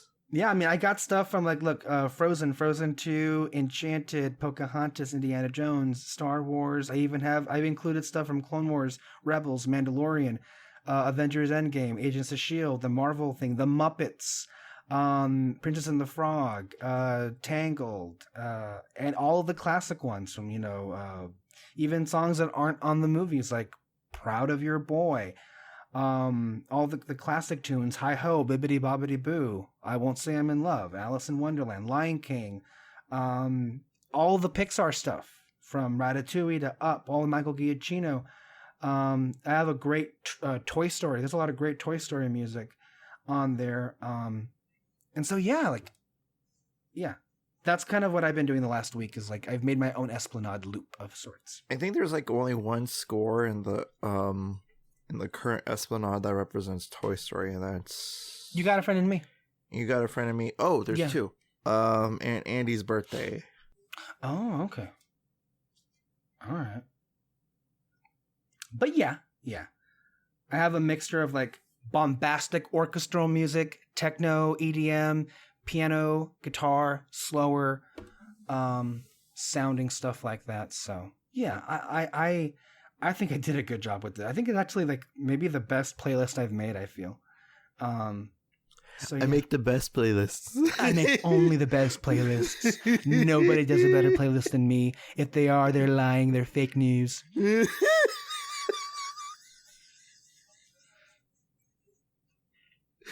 Have you been following this person named Sarah Cooper? Sarah Cooper? Yeah. I don't know if that name rings a bell. Who is she? She's a TikTok star right now. She's been doing like her TikTok loop would be audio from like Trump's ramblings. Oh no. Yeah, and she would like the way that she would like you just look her up. She's blowing up. She's hot. Oh my god, there was this clip of Trump I was watching the other day of from one of his earlier White House briefings, or as I like to call them, live from the White House is Donald Trump, his reality show basically. And they're asking a question about hydroxychloroquine, And the way that he answered it, like Trump has like a funny way of talking sometimes where he was like, hydroxychloroquine. What do you have to lose? It's a beautiful... It worked. What do you have to lose? Who talks like that? It's almost as if he was like under, like he was on something or some shit like that. Like that Adderall works wonders. And if you put the light, the ultraviolet in the body, I'm not gonna go there. Like there's so many, like the one the other day from the damn cognitive test that he's bragging about, like person, woman, man, camera, TV, and then 30 minutes later you have to like. It's just so like. And the last two questions that were apparently too hard to answer, the question was subtract 7 from 100. Yes. And he was like, "That was hard. That was difficult." He was like, "I took that." What's his name? Chris Wallace, I think. Yeah, Chris Wallace from Fox News. Yeah. He was like, I took that test and I found that quite easy. He was like, but anyway, the thing was, it just got fucking ridiculous. I think the sad part about that, I think he was being serious. And I don't think he that cognitive test is something you give to people who are unfortunately at risk of having Alzheimer's or have Alzheimer's. Yeah. And he brags about not having dementia. Like I don't, which is a clear point sign that you probably have dementia. I take the best tests. But yeah, going back to the Disney loop thing, I think that'd be an interesting thing because we all love Disney music. Disney music, like my freaking taste in music ranges everything from like Slipknot to like Hi-Ho. Yeah, and you know, I think this is actually going to bridge into like an interesting part of this conversation is where I wrote down a couple of things, you know, for listeners of our shows, about stuff that we have planned, for the future, for future episodes. Future. Yeah, future. Great reference there. And we've been talking about it. We're doing it. We haven't decided on when yet, but we're actually going to be doing a series of shows on Red Spotlight, exploring our taste in music. Yeah. It's pretty much the first on part is going to be like albums that influenced us growing up. Yes. Like really shaped our taste in music. And like everything like that. You'll find some that is like quite obvious and some that you'll find like, whoa, okay. Yeah. On mine, I'm pretty sure Alexis's is going to be the same thing. It's going to be interesting because it's not only it won't only be surprising and interesting for, I think, listeners, but it also will be for both you and I. We don't talk music that much. We know each other's preferences. We know what we like, but generally speaking, I've already found some things in terms of the albums that or the records that you've acquired lately that surprised me that I did not take you for liking. Like what? Like John Coltrane and Johnny Coltrane and I didn't get John Coltrane, but I got Miles Davis's Blue Train. Right, Miles. Wait, no. Wait. Blue Train is Johnny Coltrane. Oh, kind of blue. Kind of blue. That sound, basically. I wasn't aware that you actually enjoyed, like, you know, classic jazz like that. Yeah, I do. Because I know those albums, and they're really great albums. They're really, really great albums. They're the best albums. They're the best. There's no one better. Yeah, what else did you find interesting? Well, that's the most. That's the most of it. I mean, there will be times where there will be probably artists and music that Kyle has either neither heard of or listened to, and vice versa. So it's going to be a very fascinating conversation, I think. And then I think at some point we want to do a spin on that for the Fantasy Fair. I'm not sure Well, I know that, talking about the Disney playlist loops, I know we talked about doing like a favorite scores of Disney for Fantasy Fair. And then at some point, I'm not sure if this falls on Fantasy Fair or if this falls on Red Spotlight, but I know that Alexis in particular is a huge fan of musicals. And so like the top 10, I guess, favorite musical soundtracks could be a potential item that we could look into the future. But for sure, we're looking at our albums. And I think I think we're going to involve Moreno into doing an artist's specific. That's right, because she was going to be a part of this, but she evidently pick which albums to do. She's not an album person, basically. She's more of like an artist person. So we're going to have a show for her to talk about, I guess, the kind of music that she's most into. And I will say, I feel that it will be wide ranging in terms of like where we veer off. I think that there will be similarities in terms of the music that we all like. I mean, most common, I think, is Disney, which is kind of a no duh. But there will be stuff that each of us has our own little corner of the music world. I think I want to branch it off from like not soundtrack specific music and like do more popular.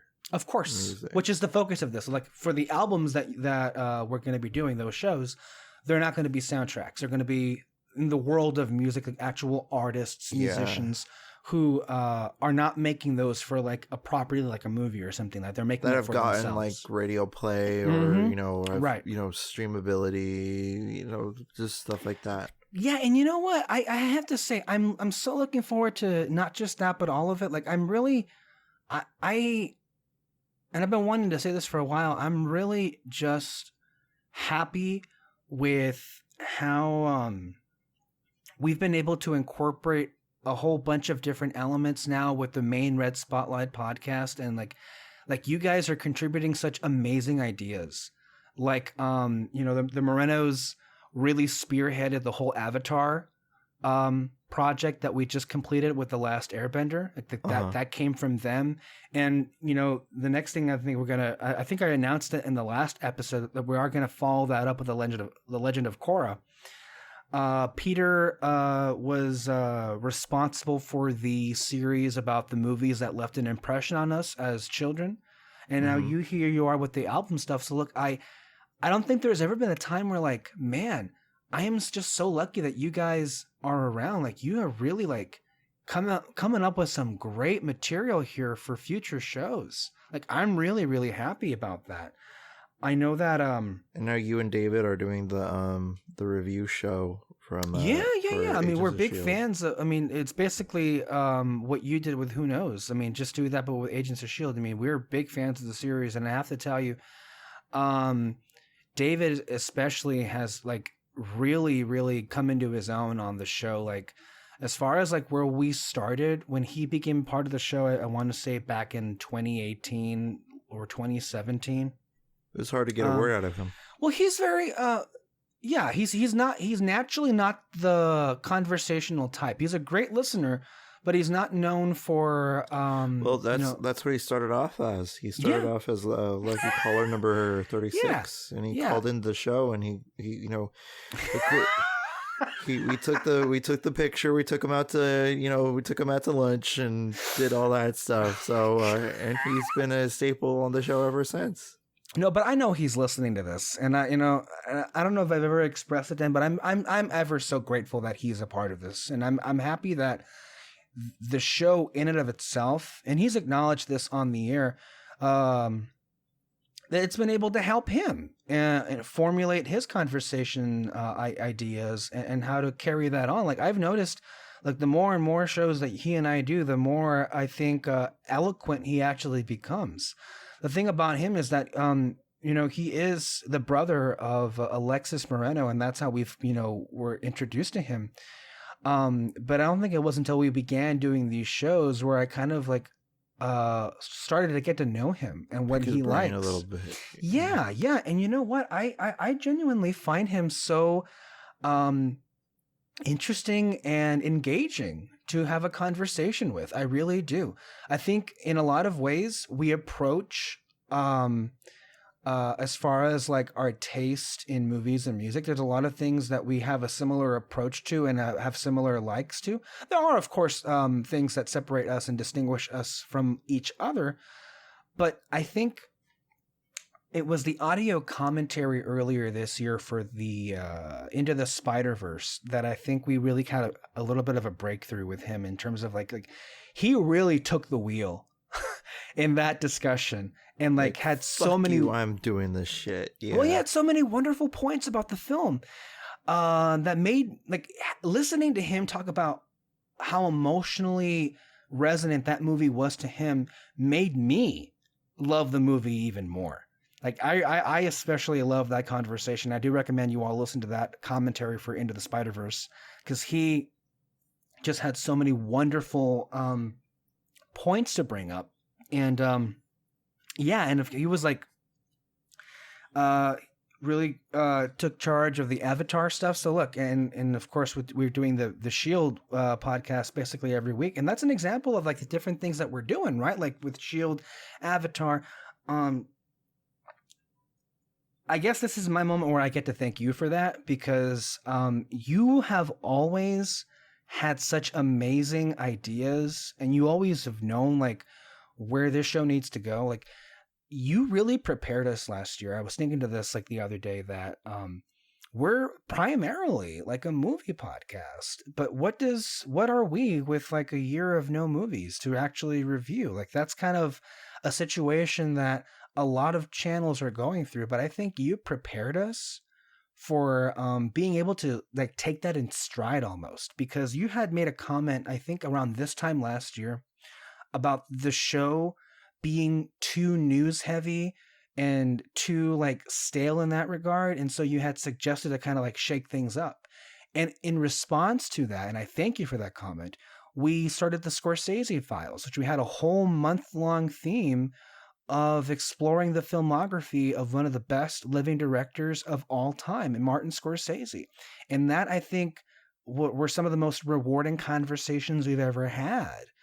And because of that, I Plus think you got to beef up your film knowledge as well. Of course, which is always a wonderful, wonderful thing to do, especially if you're going to be hosting a film podcast. You got to like go out of your way to like know and see as much as you can in this environment for sure. But because of that, we kind of have allowed to go in a lot of different directions, themed months, themed series. With all, I mean, of course, I still keep the news shows because I do want to stay on top of that. But I think what helped out the show is the variety of it now. In terms of like, oh, this is the Shield episode, or this is the Avatar episode, or this is like where we're talking about this movie, or this is a top 10 episode, or this is like a regular, like there's a lot of different this is the conversations. Person episode. This is the woman episode. This is the man episode. This is the camera episode. Oh, and this is the TV episode. So man, look, I know I never said this to you, but like I thank you so much for suggesting that, because I really think that it's worked out wonders for the quality of the podcast. I really do feel that way. I mean, I can tell you right now that, in terms of like what's coming in the future, we have audio commentaries set for October for Halloween themed.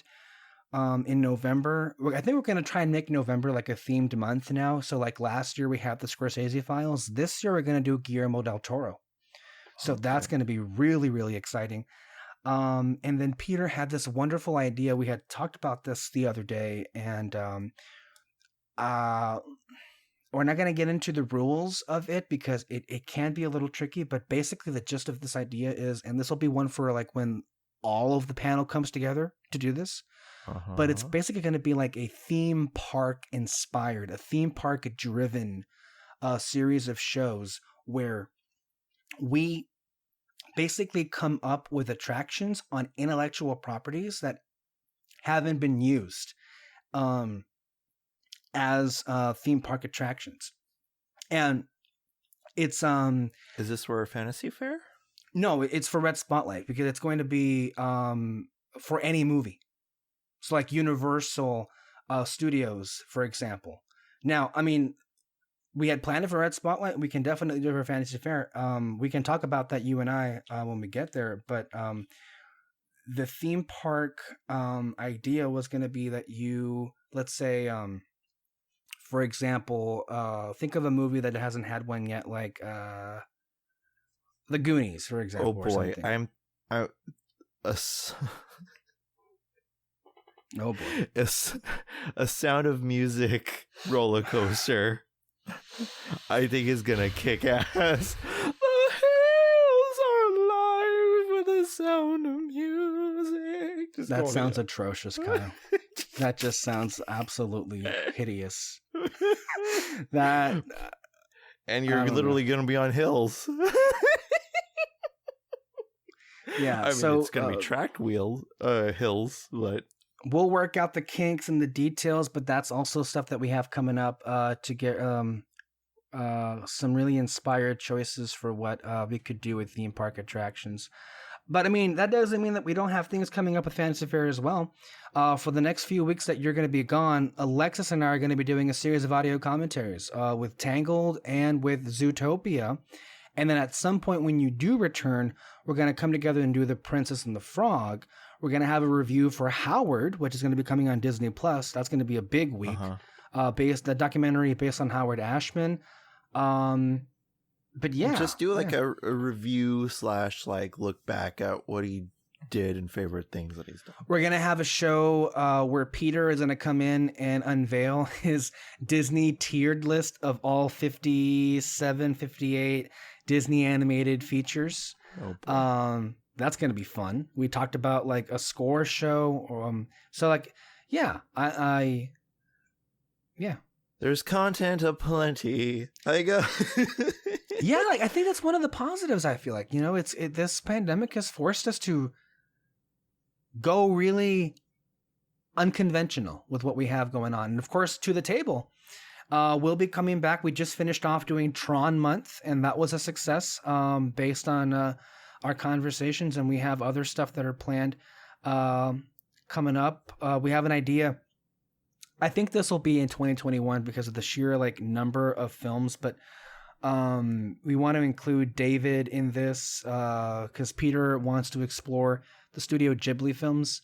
So we might do something like that with To the Table.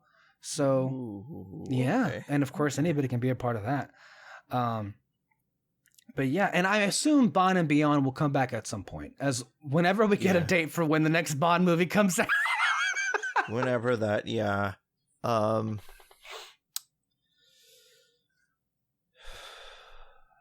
God, did I push a button?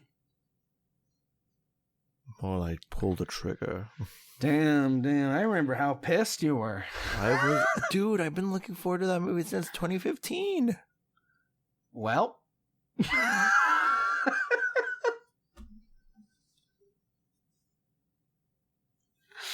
Damn.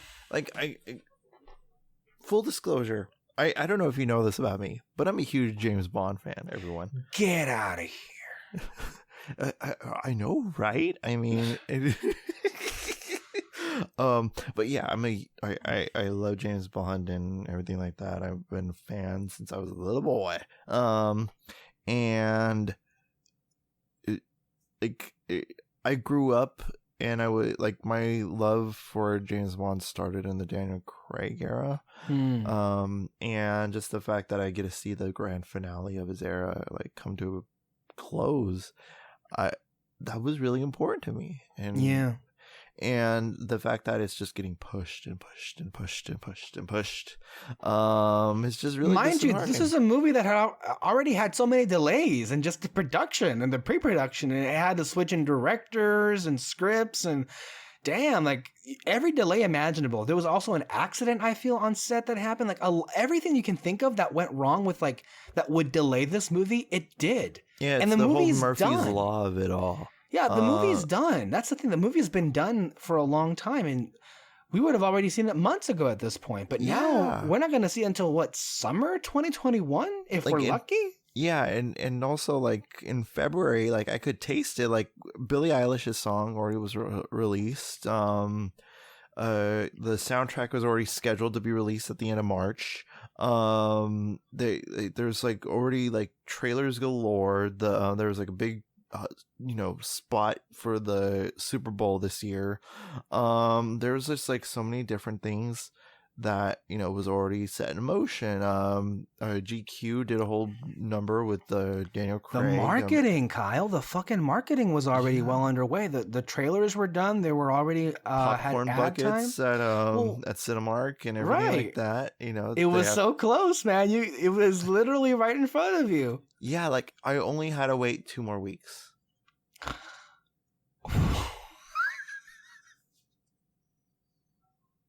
So close. So close. And so far away. God damn, man. So instead of waiting 2 weeks, you're basically waiting 2 years.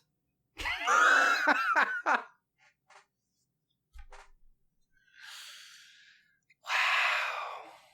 Daniel Craig is going to be well into his 70s by the time we get this movie. Damn, I think we will by the time we fucking see it. I knew it. I knew that movie with me, girl. Alexis. Where's my prune juice, Gertrude? Yeah. No Time to Die, more like No Time to Release the movie. Am I right? It seems that way. Yeah. It definitely feels like that may be. I mean, it could be worse. I mean, it could be New Mutants. Fuck, man. Supposedly that movie's gonna come out in August, but I'm not holding my breath. That's a joke. I know. I thought my jokes were bad. Yeah. So yeah. So Disney. Been looking at a lot of history. Have you? Disney, yeah.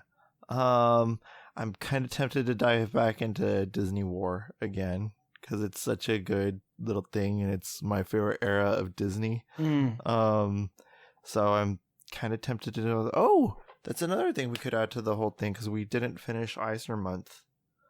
When was the last time? Really? You didn't finish Eisner Month? Yeah, that was September of last year. Whoa. We're about to hit a year. Yeah. So maybe this September we'll come to doing that month justice. Yeah, man. I've I don't know, like I don't think I've ever been happier with where we are right now, like with all of the shows that we're producing. I have to I think everyone's just firing on all cylinders. I think, I've expressed many times how disappointing it was for me working on Barely a News Crew and being having to be on top of everything. And that may sound like, I don't know, a privileged thing to be complaining about, but it just felt you have a web show, woe is me. Please. But when we were doing Barely a News Crew in the beginning, the reason why it was a big thing was because we were doing it with our friends, and there was this big group of people around, and they were all contributing in their own ways, or at least we believed they were contributing in their own ways anyway. But I was just so alone, and it just didn't feel it didn't feel right. Yeah. But the with vibe podcasting, wasn't there. Yeah. But with podcasting, we can all do it remotely. I mean, for the last few years, I think for the last few years, I've been in San Diego. I've been in Washington, D.C. I've been in College Park, Maryland. And now I'm back here at Brawley, California. So it's with podcasting, with it being audio based, this is how we normally keep in contact too. I think that the podcast has worked out in both ways, and not just getting our thoughts out there as far as what we like to talk about, but it also gives us time with each other, even though we're just operating remotely, But this time, I mentioned it before, they have everyone come up with wonderful ideas about what to do next with the show. That's all I've ever wanted, and I'm just so glad that you guys care to do it as much as you do. And I've also David's been a big part of this year, but this year, basically, like Moreno, Alexis has come back in a big way on Red Spotlight. There were like a lot of years where she wasn't on the show anymore. Like she was she was contractually obligated, much like the celebrity in Stars of Yore, like Joan Crawford would have a contract with MGM, and she would only do MGM. She was like that with the Fantasy Fair. Right. And so thankfully you've been gracious enough to like open up the exclusivity a little bit. Lease the contract. And now she's been a main staple of the series. I love the contributions that she's made, with even like, I was surprised when she when she reached out to me and she was like, you know what, I need to talk about what happened with George Floyd and the whole, like, the episode we did the night the lights went out in the White House, I think it was called, when the protests were erupting and everything. Like, she felt so like strongly that we needed to address it, and moved. Yeah. Also, when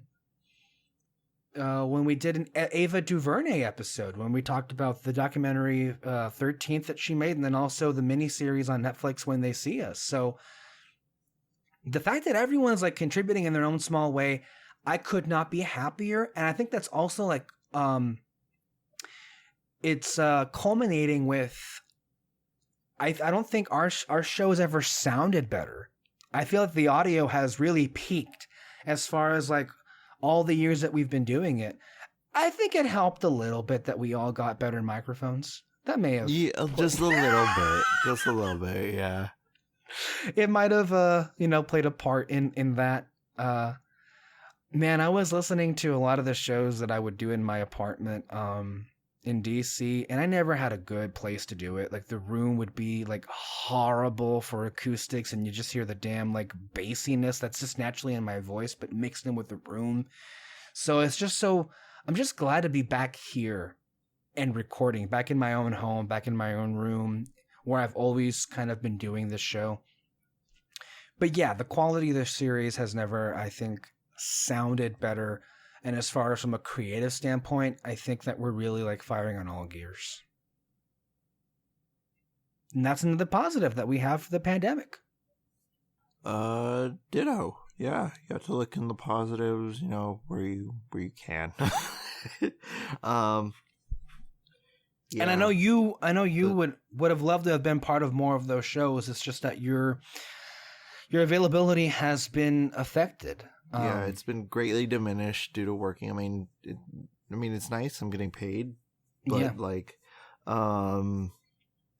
but yeah, the demands are greatly exceeded in terms of my hours. So I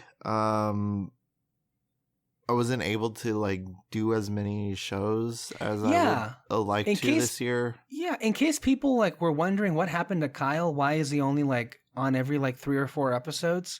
That's why. Like, his time is very limited. And thankfully Alexis in many weeks has stepped up in his place to fill in for him. Yeah, she's the Fantasy Fair representative.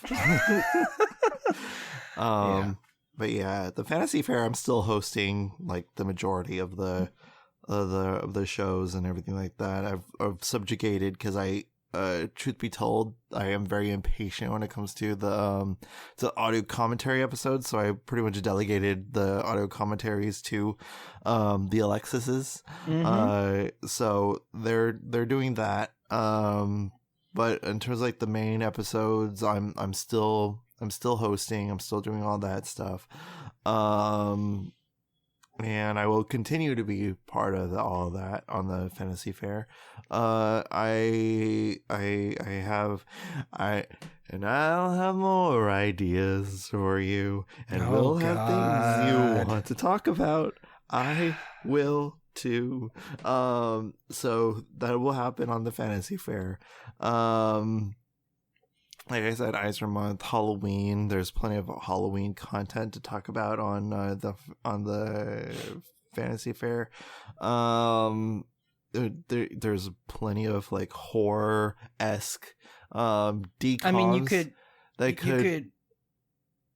You could Go on. review. Yeah, you could do a weekly Mandalorian series if you wanted to, or a Mandalorian recap whenever that comes back for Yeah, Disney Plus. Yeah. I mean, there's just like so many different things to do. Also, congrats to the Mandalorian team for procuring 15 Emmy nominations. So congrats much to Alexis is hating that. But oh well. I will have more to say on it next week with Peter. God. And I will burn an effigy. But good for them. Good for them. The show is a groundbreaking series from a technical standpoint. The technology used for that show is revolutionary. I don't know if you've seen the gallery show on Disney Plus. I've only seen the one episode. You need to see the episode when it comes to the, oh my God, what was, there's this bubble room that they had, like a 360, like, where LED. they use the camera. Yeah, I've seen the behind the scenes snippets of that. You need to see that episode, man. It is mind blowing. It is mind blowing what they've created to that show. So, definitely. Taika got a nomination for voicing IG. What's his name? Yeah. Giancarlo for doing a cameo basically at the end of the season. So, yeah, I mean, I enjoyed The Mandalorian, but I also am very critical of it, just to be clear about it. Like, there are things about it that I did like, but for the most part, I'm very critical. But of course, it is a popular show, and I understand it. But fuck, 15 nominations and Best Drama? Yeah. I'm not going to get into it now. Particularly because another show of a particular liking of Alexis Soto's doesn't get any recognition. Not that I expected to, just to be clear about that. I'm not necessarily Academy whatsoever. It's not, to me, it's not like about one show or one movie that I feel should be recognized. I think my main disappointment is that I am a champion of sorts for populist blockbuster varieties to be included in these kind of prestigious awards. It just so happens, to my misfortune, every single time one does crack through, it happens to be something that irritates the fuck out of me. Like Joker earlier this year. Yeah. So that's kind of where I come at it. It's like this constant, like, whatever. Anyway. I would, by the way, earlier this week, I was having a discussion about Joker with my brothers and like moments that we liked and everything like that. How like the scene that brings me chills in that movie. I still very much like the movie. A lot of people do, man. It won an Oscar. It won two Oscars. I remember. The moment that really brings me chills is not the part where he, with the crowd and everything like that, with the blood and the, all that stuff. You've seen it. The moment that is that when he's laughing at the end of the movie. Spoilers of Joker, by the way. Dude, who hasn't seen the movie? Like, it's crazy how many people, like, made $1 billion. It's on HBO Max. Like, everyone's seen the movie. By the way, HBO Max, massive failure. I think we'll be talking about that next week. It flopped hard. But the point of the movie that brought chills to me was when he's like envisioning Bruce Wayne looking at his parents dead in the alley, like the famous scene, and he's just saying, you wouldn't get it, like that is the ultimate joke. That he put on, and it just like brings me symbolic chills just thinking about it. I still like the Joker and everything like that. I like what Joaquin brought to the table, and I think he does deserve to be in the discussion between Heath Ledger and Nicholson. And that is the only other live action permutation of Jokers that have been on the big screen. I don't think there's anybody else, right? Correct. Yeah. So there's no other Joker other than those three that I mentioned. There is not another Joker that has been played. So yeah, good on those three. So yeah, Joker, HBO Max. I want to talk a little bit about HBO Max because, like, Oh holy boy, shit, here comes a rant. you would think that by now, like, it would already be sorted out to where it would be available on Roku and Amazon Fire TV, but it's not. It is not available on either. Still to this day. I mean, it's been like months since its release, and it's still not available on those platforms. Massive failure on that point. Another thing of point of contention is that, I am paying for the service. I want to be able to have full access to that service other than my laptop or the Xbox in my living room. I want to be able to, sit back in my room and relax and watch some HBO Max action, but unfortunately that is not the case. I'm glad you're getting your use of it, Alexis, by rewatching Doctor Who and all that shit. But I did pay for it. I do want, I do demand my access to it. Wherever and whenever. You paid for this thing. You have every right to complain about the fact that you can't even watch it however you want. Like, this whole Roku thing is fucking ridiculous. Yeah, I mean, it has HBO Now, but it doesn't have HBO Max, which is what you paid for. Yeah, no, it's crazy. HBO Max. I didn't pay for HBO Now, and also removing all the Harry Potter movies.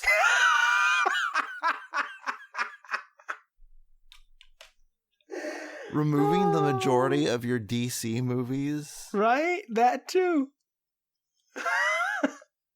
What are you, Warner Brothers, what are you smoking?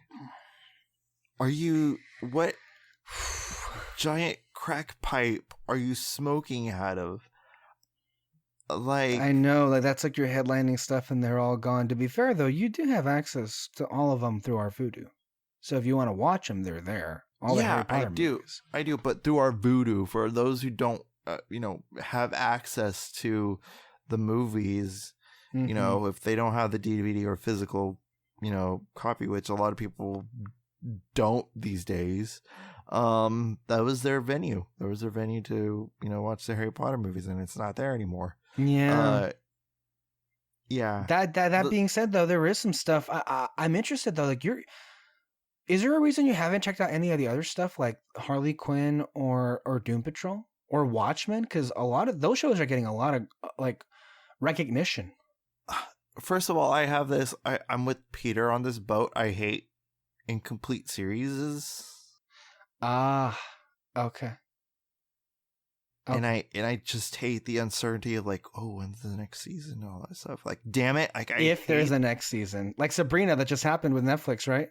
Yeah, and I genuinely like that show. It's really dark. Like, I was expecting it to be like dark, cringy Riverdale, basically. Yeah. And I was expecting it to be like that kind of like teeny bopper kind of thing, which it's fine for a certain audience, but it's not for me. Mm-hmm. I actually like it because it tackles like dark elements, dark themes. There's practical effects in the show that is really good. The acting I think is really good. Miranda Otto as Zelda, it's just like everything. Michelle Gomez, she's in the show. What else? I love the whole Satan bit and everything like that. They tackled some biblical shit. It's like, I love when they cross, dark elements and biblical shit together in the last season, which I found really intriguing. And the romance element is hit and miss, and Sabrina at times is a little bit bitchy in like of a better term. But I think that it is a good show. It's not great, but it is good. There's a lot of good elements that I wish a lot of shows on like the CW, like with the Flash and everything like that, would take elements from, because like the practical effects are good. And the storytelling that it takes, like you actually care about some of these characters. So, I and stuff like that. But anyway, I do not like incomplete series because I hate waiting for what's to happen next. There are also Like, some shows that are just painful to wait whole seasons for when it's just almost like available at your feet, you know? yeah, like Rick and Morty. I love the show to death. I saw I the need last to catch season. up on that season, man. I don't know what happened. Like I think Peter and I were like too distracted with the fucking election. That's when it was airing, right? Rick and Morty? Yeah. Oh, well, yeah. I think you guys could have used a nice distraction. We could have. Yeah, Rick and Morty. This last season fucking blew my mind. I actually, I love the season. Like, it took Rick is at a different place he was. Wow. Okay. Like, you see a shift in Rick's character when it comes to the finale of last season. And there was like a little during the Comic Con at home, the Cartoon Network Adult Swim panel. By the way, that's a show that is not going to go away anytime soon. That got a lot of seasons. Like, it was renewed last year. It was ordered 71 episodes. Wow. Yeah. Wow. Which is like 7 seasons. So basically, yeah. With the potential of a movie. Yeah. So there's that. There was the episode. They leaked a little sneak peek of the upcoming season, and it looks like that character beat is still heavily present. By the way, is Rick and Morty season 4 on HBO Max now, or is that still not on there? I would have no idea. Well, let me just turn my TV on and let's see. Well, like, you know what's interesting? Doctor Who, the recent series, isn't on there. No, Series 12 is not on there. It's Series 11. So I'm guessing there's still time. Like, there will be time before those seasons go on HBO Max. I understand what you're saying, and you know what? I've taken that approach. I'm actually going to start some new shows, and I've been putting it off for a while because every time I start a new show, I go through this depression slump. Like last year with New Girl, the year before that with Parks and Recreation, and there's an actual term for that. Post binge depression? No, it's called the content hangover. Really? Yeah. So right now I'm watching Schitt's Creek. It was a Pop TV original show, but now it's with Eugene Levy and Catherine O'Hara. Catherine O'Hara, Dan Levy. Oh my god! I love it. I fucking love it. I love it. And I particularly, I'd love to watch Rick and Morty and also the new season of BoJack Horseman, but I'm going out of my way to look for feel-good material. So right now, I'm going to make my way through Schitt's Creek. And yes, that's the name of the show. They already aired their final season this year, so I'm hoping to just watch it all in one. And then another show that reminds me, I need to finish The Good Place. Well, that's exactly what I was going to say, is that next I'm going to go into The Good Place because I've heard so many great things about not just how great it is, but how it's ended. So I'm going to do that next. I saw the first 2 seasons and good God, it's good stuff. Also, I want to catch up on the last 2 seasons of Curb Your Enthusiasm. People have raved about season 10. I saw the first episode, and man, it had a Me Too juicy storyline.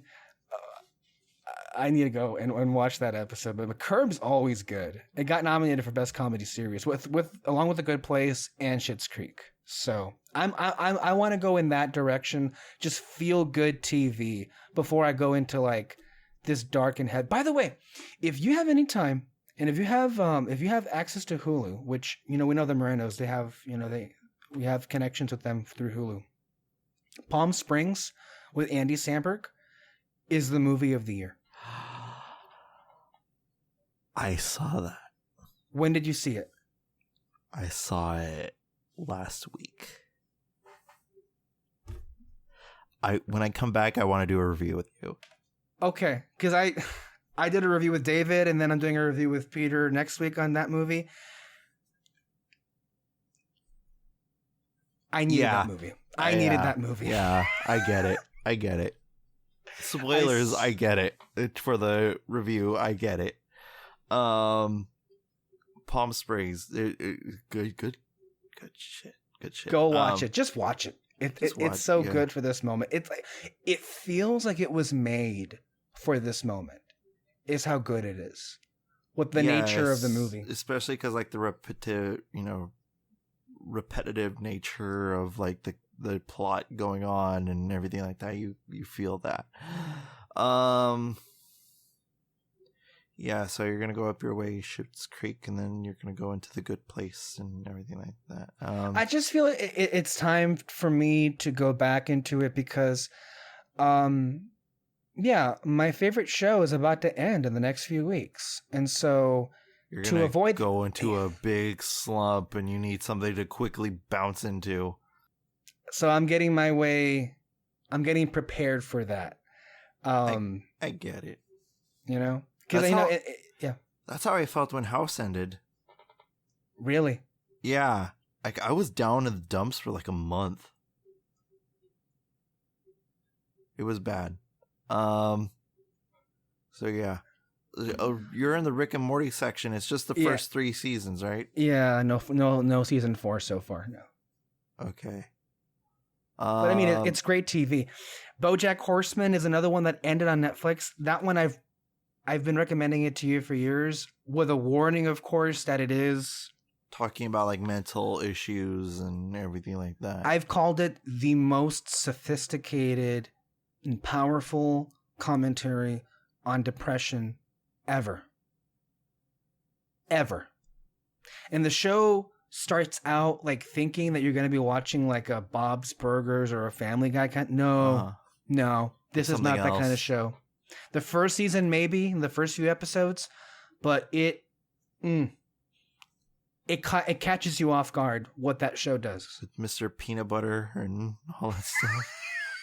Mr. Peanut Butter. What a fucking name. Oh, hey, Mr. Peanut Butter. Oh my God, fuck. He's voiced by Paul F. Tompkins. Podcast legend. You tell me. He's a giant in the podcast world. So, you said you liked Hollywood, right? The Ryan Murphy show. Did you see it? No, I didn't actually. No. Who said that they liked Hollywood? No, Nettie was the one that texted Hollywood. me. Yeah, I need to watch it. It looks pretty good. It's up my alley. I like Ryan Murphy when he tackles like old Hollywood and stuff like that. Have you seen every Ryan Murphy show? Not every. No. Are there some that you just like avoid, like The Politician? I wasn't aware that was a thing. Gwyneth Paltrow. Ben Platt. No. No? Okay. I wasn't aware that was a thing. I saw Feud. I saw People versus OJ. I saw the first season and the second season of American Horror Story. I absolutely despised Glee. I still despise Glee. R.I.P. Naya Rivera, though. Yeah. That's so tragic. Yeah. That was bad. Yeah, that's the only ones that I really tackled in terms of Ryan Murphy, but Hollywood, it looks like it kicks ass, and it looks like it's like really up my alley because I love when they go into like vintage Hollywood, and I love that little feel. I just like the 60s aesthetic, which is why I love the Sean Connery era of Bond and everything like that, because it's like it has the 60s aesthetic. Mad Men. Oh, by the way, I've been diving into Mad Men Have you now? here Huh. here and there. So, Okay. whenever I finish Oh, that that, just reminds me. I also want to. I need to, because it's on there on Netflix. I need to. I want to rewatch Stranger Things to get ready for the 4th season. Whenever we get that, Mhm. I was so happy that season 3 got into best drama series. Yes. Because I really loved season 3. Series 3. You know what? Fuck it. Why not? Series 3 was awesome. It really hit all the right notes. I can't name one bad episode. I think it helps. Like it just felt like a long movie. Yeah. Like they all really just there was like very little time I think in between the episodes. It was a really well done season. Alexis, turn around. Oh, What you see? how many times have you listened to that? Your face. Be honest. Oh, I couldn't get I couldn't get that song out of my head for weeks. After I heard that, I mean, I originally knew the song already, and it didn't help that I already knew it. But I was just like, that's why it was like so shocking. I was like, that first of all, awesome little 80s reference right there, because like, of course, Never Ending Story was a huge movie at the time. But it's like one of like the most ultimate nerd kind of things. Like if you're a nerd, you obviously know the movie kind of thing. But it's like just the shock value of like that is what they went with kind of thing. And like and especially in a moment of like desperation, that moment seeped through. You know what I mean? Yeah. Also so endearing as well. Yeah, and that whole finale was just awesome too. Very emotional too. It also helped that it didn't have like I guess like the low point of Stranger Things was that one episode in season 2 that everybody hated. I didn't hate it though. I thought it was okay. I didn't think it was like worth like throwing a bitch about, but you know, excited for that for season 4 whenever, which will be the final season whenever we get it. So, you know. Yeah. Is the 4th season the final season? Yeah, they confirmed it. Wow. Yeah. Crap. Okay. Yeah, the Duffer Brothers I think said that like I think a year or so ago. They didn't want it to go on forever and ever, so. Okay. Which is I think the same way with Good Place, right? They ended it off how they wanted it to, which also had 4 seasons instead of like they had like Good Place, from what I understand, was so popular it could have gone on for a while. But the thing with TV, and I've had this discussion with both Peter and with David recently, is that more and more shows are just beginning to appropriately end when they're supposed to, at least, instead of going on for a long time. Like I remember listening to one of your episodes that you talked about. I think it was the Hamilton episode, actually. You were talking about Supernatural and how that show lasts, that it's already in its 17th season. Yeah. Like, holy crap. Like, end already. I am in the middle of Korra. That's right. I think I'm going to resume it when it comes on Netflix. Because I've been watching it in alternate sources, as one does. But I am gonna wait until it arrives on Netflix before I resume it again. So will I. Yeah. So and then when I come back, we're most likely gonna do the Korra show and do all that stuff. Yep. I have thoughts like Peter does.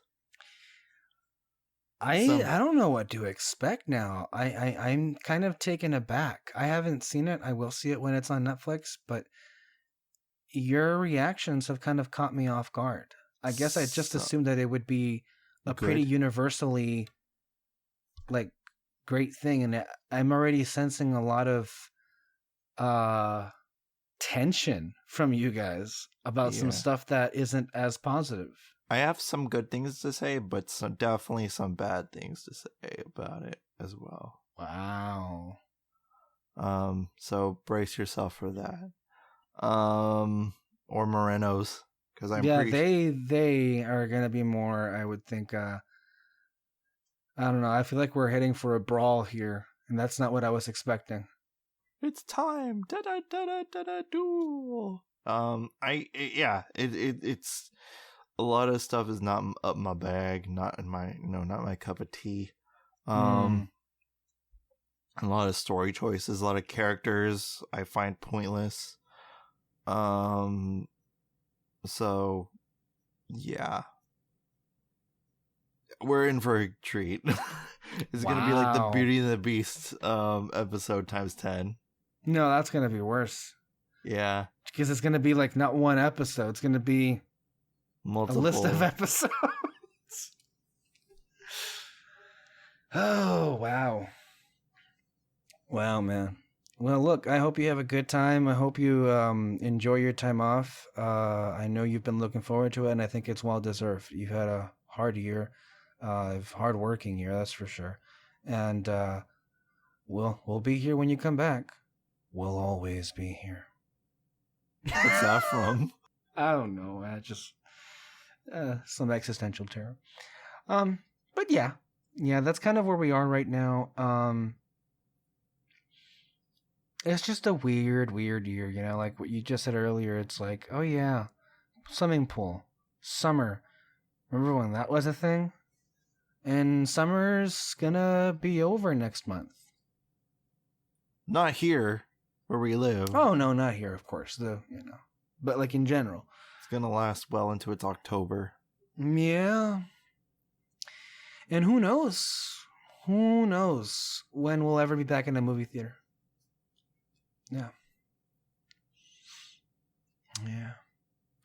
Well, I think we have reached the course of this conversation, unless there's anything else you wanted to add before we wrap things up. Let's go to bed. Let's go to bed. It's 12:01 a.m. in the morning. We have clear skies up above us. So yeah, let me put on some smooth jazz. Did you like what you heard here? And if you did, you can check us out everywhere you listen to podcasts. Without further ado, I have with me Alexis Soto, or as his former self likes to call him, Social Soto, if you remember that. Throw it back right there. I'm Symphony Kyle. Let's take it a while and stay under the spotlight, everyone. Bye.